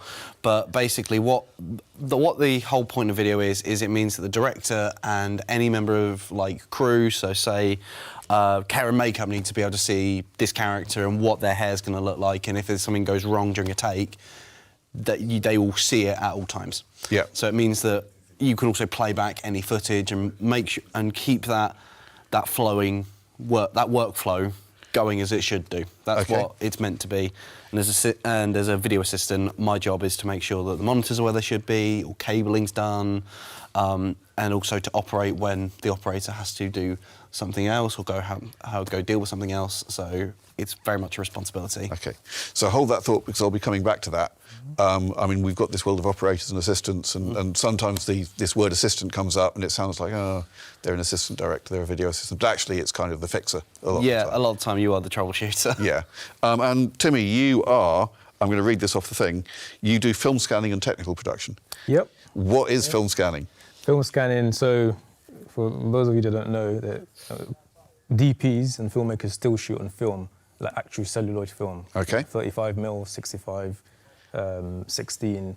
So my job as a scan operator is essentially to digitize what's been captured onto that negative. So we work with our processing partners, Kodak at Pinewood. So they process all the negatives that they receive, and Digital Orchard we scan. And essentially our job is to preserve all the information and all the signal that's been captured into the negative, digitize it, create various file types, and then send that to the camera team and to production, and to keep them happy, to make sure that their footage is good. Okay, so that's really interesting. I mean, I didn't realise. I know that in some special cases, people shot on celluloid film. No, but it's still pretty common. It's very common. I think the helpful thing is over the last sort of 2-3 years, possibly 5 years, I think it's helped that DPs have won awards and they've pushed for film, and I think that sort of created a buzz around the industry, and so more people are wanting to shoot on film. There is an upfront cost, but I think people like the challenge of shooting on film, and we hear from DPs and actors and all sorts, and they say there's a different vibe when you're on set, you shoot in film, opposed to digital. Is that kind of a retro thing, or is it a thing that is? Do you think it is a genuinely different or better result? Well, as someone that works with actual film, I think there's a difference. It depends who you speak to. I think there's yes, some boil it down to nostalgia. The films that they grew up on were shot on film. But I think there's I don't know how to put it without sounding too airy-fairy. There's something to film. It feels different, it looks different, there's a weight to it, if I can use that term. And I guess as well, for a lot of DPs, it's something different to digital, because when a digital age, there's thousands of cameras, various resolutions. You can shoot on your iPhone or you can shoot on an Arri Alexa, but some people just like they like the opportunity to shoot on film, whether it's 16, with that grain structure, or 35, not too dissimilar from digital, but again, there's a slight difference to it, and you can see it in the image. It could be down to nostalgia, it could be down to style, it could be down to even the story. Perhaps the story warrants shooting on film. Maybe it's a time period, and you want to shoot on film to capture that sense of the time and the period. It could be various reasons, but there's still a lot of films shot on film. Jurassic, we just worked on Jurassic, the new one that's coming out, that was shot on film. Okay. Yeah. So that's pretty interesting, because you always think of those being those kind of CGI-heavy films as being digitally created these days. No, they shoot on film as well. Ah. Some VFX artists even argue and say that actually it helps though when you shoot on film because, I don't know the VFX side, but some say that it helps because, again, it's not like plasticky, like a digital image. You can tell that there's a bit of weight to it. But again, that's just from what. So some kind of almost indefinable kind of way. There's a punch to film that you can get with it. It's very much that you can. If you look at it often enough, you can see the difference, and there's just something about it. Yeah. So I'm going to kind of come back to this because it's quite an interesting question about how a sort of technical process can affect an artistic outcome, I think. But I'm going to kind of reel back a bit because I mean, this kind of passion for this medium, you have what sound like deep technical roles. I mean, when you describe what a video assistant does, it's about you talk about workflows and you talk about making sure these cables are in the right place and stuff like that. And I'll come to you on the workflow on being a digital image, a DIT, is it? A digital image technician? Or? Yes, I can assist with that as well. Yeah. Because I have also done de-assisting as well, and also data wrangling and things like that. Yeah. But the kind of passion for the medium, is that why you got into it? Because you wanted to do something that was working with film? Or did it start off, was that something that you developed during your career? For me, it was, I'd always loved the look of film and I'd always enjoyed it. And I started out in digital with I started out in photography more than anything with digital cameras, but then started really liking the look of 35mm, 16mm, and got my first, God, what was it? I can't remember now. It was so long ago. I think it was a Canon 35mm, and I just sat around taking photos, developing them, just having experiments with them. And that's the fun of it, is you don't know what you're going to get. You know what you've shot, but there's that element of, I don't know, there could be something completely weird with it. Again, if you look at it, in history, the Soviets they didn't have the same techniques as Americans or the Western world did for developing film. So a lot of their photos look bluer or they look redder because of the way that the film was created. There's that whole using different stocks of film creates this wonderful feeling, and it's how you use it and how you adapt to it. Because I did a short film a couple of years ago on black and white 16mm, and I was like, I'm very happy with it, and things went wrong. I lost half the film because it just didn't expose properly. And that's what happens. You probably developed mine, actually, because I think UCA used to send it to, UCA Farnham sends to Kodak in Pinewood, so I think you probably did it. Probably before my time. Probably just before your time. But yeah, it's just that love. So so it's quite interesting, this kind of thing of like sort of almost a sort of playful experimentation of kind of like, you talk about messing around with development, different ways of developing things and just almost kind of playing with them to see what they do. Exactly. And that's half the fun. Yeah. And is that a thing? Is that the same from your end? Is it the same sort of? Similar. So I guess because we're digitizing what's already been captured. So we see the output of, what DPs have done on set, whether it's creative or whether it's technical. And we see a lot of the, for lack of a better term, mistakes as well.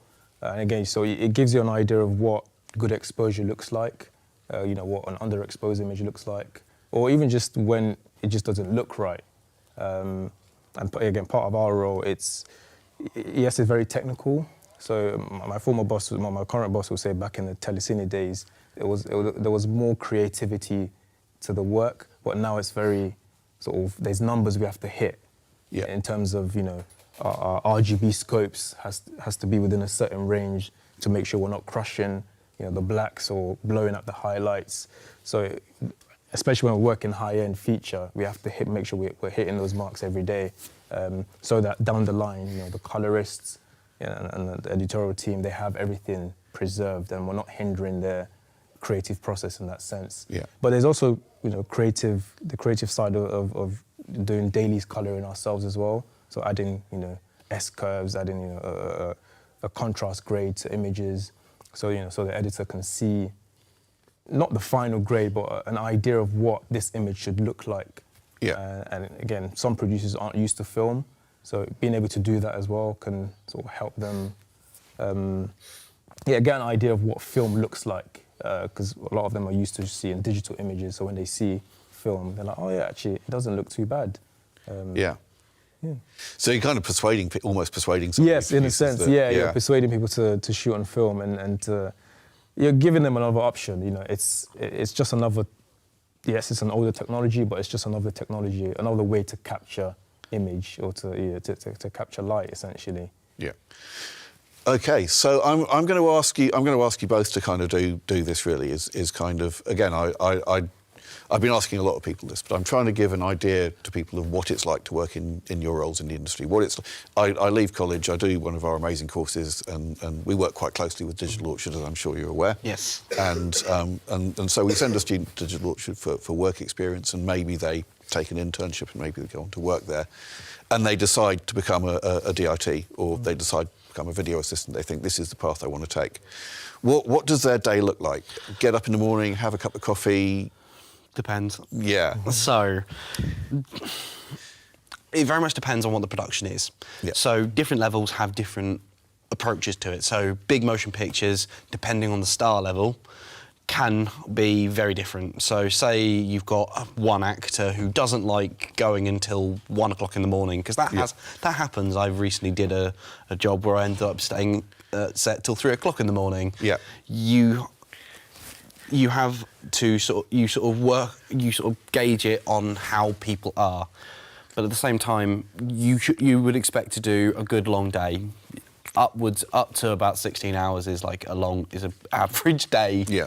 But you are doing that for quite a good rate. Yeah. Is there downtime as well? Or There is downtime. There's not all day every day. Not all day every day. So most of the time, shoots usually, depending on, again, scheduling of what the producers want, the availability of cast, availability of camera teams, of a load of different factors, availability of locations even, it very much differs. So sometimes you could be shooting 3 days on, 3 days off, and then or you could be doing full 5-day weeks and having the weekends off, or you could be doing 2 days during the week, 2 days during the week, 2 days and then 2 weekend days, and it all changes. But then you also have rest periods in between that, to allow for recuperation, not just for your crew, but also for the cast as well. Is that similar work pattern in your area, or is not exactly? So we do have long days, but the benefit of working, within editorial, on the post side, post production, is we, in a sense, we have a 9 to 5. And our department and our partners Kodak, we've tried to steer away from the night shifts and the long hours. We still do long hours. A typical day-to-day would be, I come in the morning, get my morning tea, liaise with our partners at Kodak, just to find out what's in that day, how much footage we have to scan. Some days it could be 20,000 foot, some days it could be 50,000 foot, which is... That sounds like that sounds a very big number. Is that a big number? It is a big number, so it's about, you're looking at maybe 8 to 12 hours of scanning, again, depending on what... Is that 8 to 12 hours of film or 8 to 12 hours of work scanning it? Both, so actually scanning it, creating reports, creating deliverables, and a part of the role, my role, is we scan, every role we get, we scan and we watch each individual frame, like frame by frame. So we're looking for defects, we're looking for blemishes, we're looking for scratches. Again, the nature of working with the analog medium is potentially things can go wrong. Yeah. Whether it's on set, through the loader, whether it's in the bath, whether it's on the journey to the to the bath. So our job is to make sure we QC every image to make sure it's pristine, it's how it should be, and then we report that to. Usually we go through the camera team and then to the wider production. So yeah, we do that. We QC, we create various file types, and we do our best to liaise closely with the DPs and camera team, because again, we're the first eyes, for them on this image, on this motion picture. So we're the first eyes. So we do our best to keep them in the loop that, okay, on today's rushes, we've noticed this. and then we try and investigate. So again, part of the job is putting our detective hats on. Yeah. Trying to investigate and troubleshooting. So sort of the troubleshooting side of it seems to be really. And again, it's with film, it's as much as I love it, it's the nature of film. Things go wrong, and we try and minimise that. But yes, it's part of the process. It's part of the learning process. Is that something that's? I mean, we've all been kind of keeping, especially in creative industries, been keeping slightly apprehensive tabs on new technology and various AI things and things like that. Is that a workflow that's changing? I mean, it sounds on the face of it that an AI could go through and spot flaws, but is it still really you need a person to do it? Do you want to touch on this? And it's a delicate subject. Both of us, Yeah, I mean, really. So I've heard of that there are softwares that can essentially QC. I haven't looked in depth into it, so I don't know how good it will be. I know there's a side of post-production that I think AI can help with, but there's also the side that you can't. You need the human. You need a kind of. Yeah, you need an operator. Like with my role, I think removing an operator essentially it wouldn't work. So I think you need an operator. You need someone that's actually handling the footage, that's reporting, and someone that's got an eye to spot things that usually happen with film and the analog medium. So yeah. Yeah, and then more on the on-set side is that video is a little bit safer from AI, mostly because of the fact that it is very much literally what you're shooting. What's in front of the camera. Yeah. And you need an operator to be able to switch between each feed. To say this is a multi-camera setup in here. You have multi-camera setup, so you'd have one QSEC operator linked up to all three and say, can I see camera 2 and play back that previous clip? That operator will have to go through and do that. An AI can do that, but not as fast as an operator can. Whereas in DIT, there is obviously there's colour workflows that you can deal with. You can use AI to. Because it's not real time. Yeah, it's not real time, so it's very much what comes through. You get stills of things. You can then colour it and everything. And yes, there's the creative aspect of DIT, but quite often you're using a look that the director and DOP have approved beforehand. Okay, so I'm going to ask a little bit about maybe some favourite projects and what you've done. Tell me something cool. So the first big motion picture I did was Beetlejuice. Yeah. Which was an amazing experience. I really enjoyed that. I didn't do many days on it, but I really enjoyed myself, and it was an eye-opening experience, to say the least. So why was? I mean, you've done this job before. So what was different about it? If you, I mean, obviously not naming names. No. This is when I first started out. So at first, obviously, I was in the kit room with the Digital Orchard, so I was more as an assistant. So going in they've got no one. They need a hand. They need someone who knows the kit a bit better. I would go in and do that. But the difference with that was that I'd worked on slightly smaller projects like TV series or smaller shoot things, documentaries, that kind of stuff. This was the first time I'd actually set foot on a major motion picture set. And the feeling of that was very different, because every day is your first day on set sometimes. Yeah. And you have to build a rapport with people, but also understand that you have a role and a place. And again, I only did a few days, but I really enjoyed myself. But I had to learn very quickly what was going on. Yeah. And I liked that. I liked that you have to pick things up quickly. You have to learn. You can't sit around idly twiddling your thumbs. You have to be on it. You have to be thinking at all times. Yeah. And that's kind of. And Timmy, can I ask you the same? Can I ask you maybe run through something you really liked? So we just recently, last year, did Jurassic.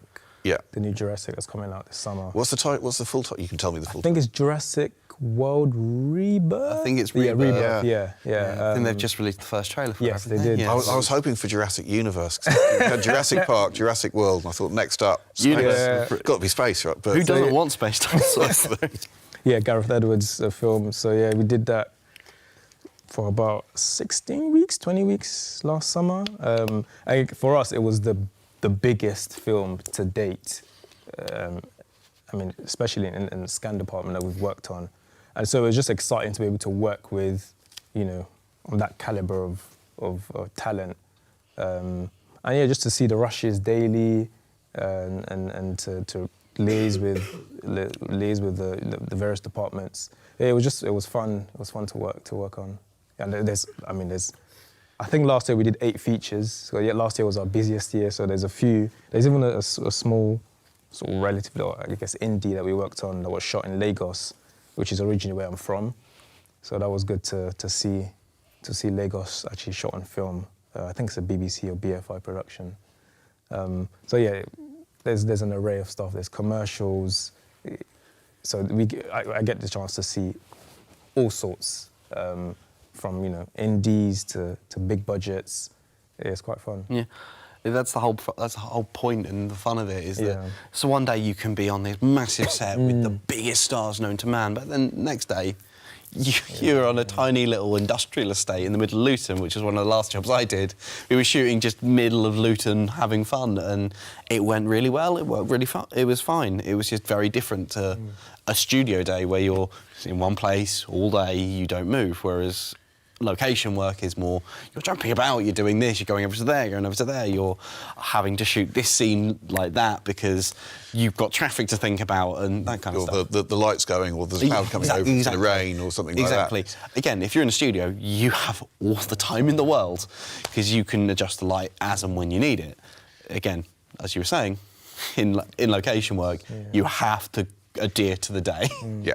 So I'm just kind of thinking again. It's like just if I'm a student and I'm starting. Yeah. So I mean, you're in this now, but you start as an intern, as a trainee. As a trainee. Yeah. So what's a trainee's days like? If I'm one of these ladies and gents and I go out and there's some of us that are working with some of my students are working with Digital Orchard already, but quite a lot aren't. Yeah. Because. So if I go and work for a trainee, what's my trainee's day like? A trainee's day like is usually arrive at call time, usually at request from the main operator. So say you've got your DIT or your video operator. So what kind of time? What sort of time is that? An average call time is about 8 a.m. Okay. That's a usual one because it means you get the most amount of the day. Early but not too early. Yes, exactly. The latest one I ever did was 5 o'clock in the afternoon until 3 o'clock in the morning. So, yeah, that hurt. Yeah. But again, it worked fine. A trainee's job is usually being taught by the assistant or the operator the processes of working on set.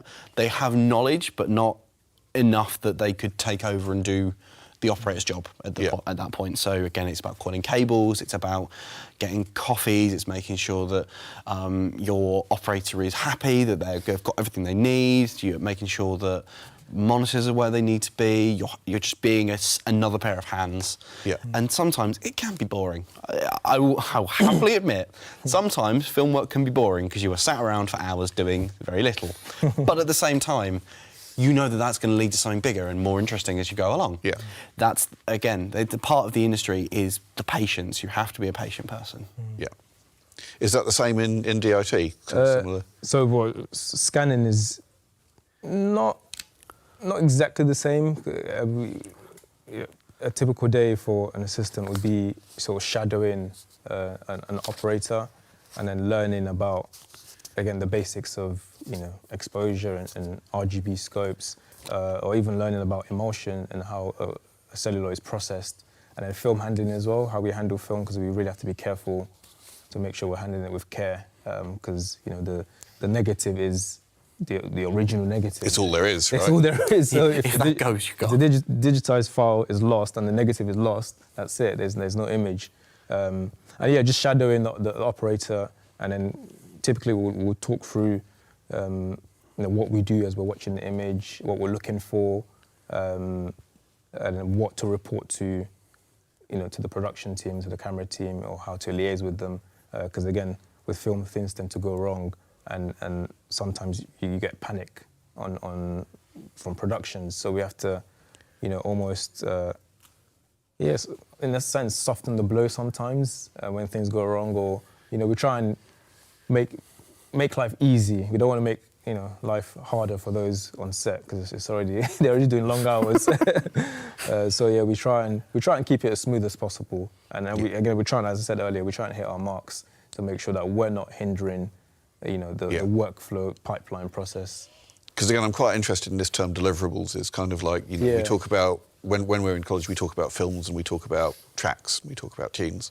But in the industry, people talk about a deliverable. Yeah. And a deliverable might be, I mean, I don't know if you were... So on a DIT side, a deliverable would be your daily's deliverable. Yeah. So often in digital film, what you end up doing is your DIT or data wrangler at the end of the day will have all the cards from the camera and will have uploaded those to multiple places to keep it safe. You then send off one shuttle to whatever daily's house you're using. A shuttle is? It's a little hard drive, basically. Yeah. And it's kept in a safe lock box, and you send that off to whoever is using it. Again, if you were saying sending it to Digital Orchard, you'd send it off to our home base, our headquarters, where they would, overnight, they would upload it to post-production, so the editors and the VFX people would then get that.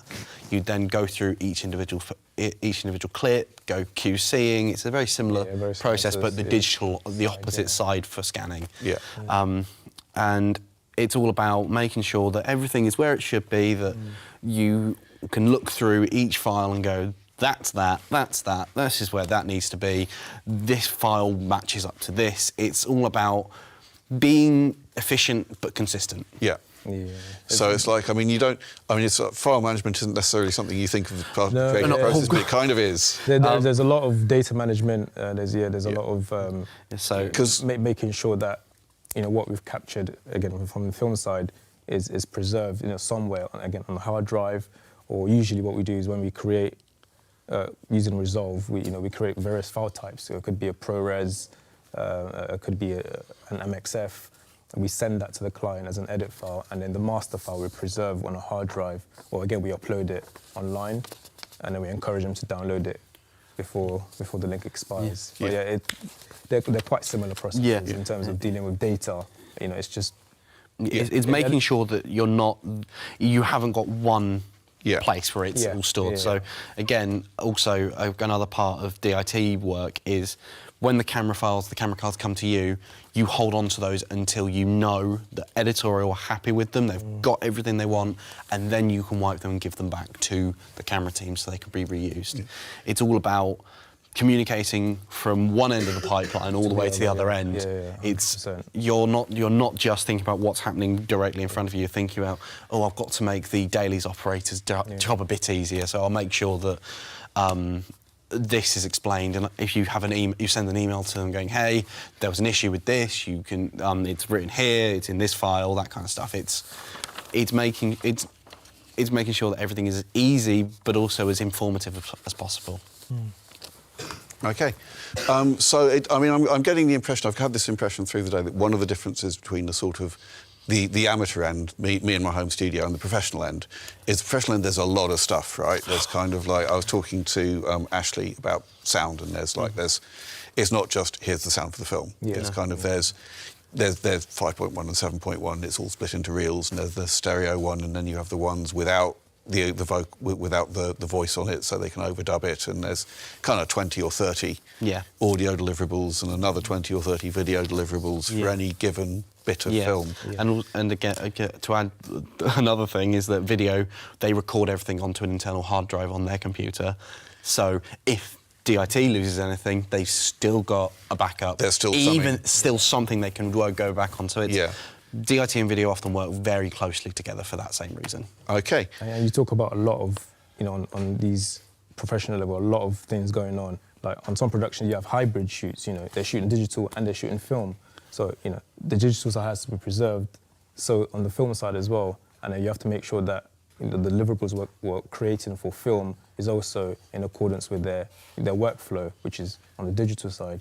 So a lot of things can be going on at once, but our role is to make sure we're preserving. Being very organised. You have to keep a record of everything you do. So again, on a job that I've been doing recently, there's a lot of cards coming from the camera that you have to think about because there's multiple cameras on the shoot, so you have to record it in a document, making sure that you're like, this is how much was on it, this is how many clips was on it, this is how long it took me to do it, this is the upload speed, all that kind of things. It's very much you've got to back everything up with evidence is another thing. Speaking of organisation, I'm told that we are now almost out of time. So I'm hoping, there we go, that's my segue, that was amazing, right? So I'm told we're almost out of time. So I would like to bring the panels to a close. I understand, speaking of organisation, I understand there may or may not still be a podcast going on. But I would like to thank all my guests. So I'd like to thank Nico and Timmy from Digital Orchard. I'd like to thank Ashley from SSL and Cameron from O2 Oxford. I'd like to thank Gerda, Haley, James, Annie and Lulu from Universal Music Group. I'd like to thank Kathy Hale from Emporium, Dee from Deluxe, Jay from himself, I guess. And I'd like to thank Stuart and Kathy. Sorry, I'd like to thank... I've got that wrong, haven't I? I'd like to thank Stuart from Universal Pixels. So it's been a really good day. I hope we've had a decent range of insights into a wide range of the music and media industries. I'd like to call it a wrap. Thank you very much and goodbye. Thanks for having us.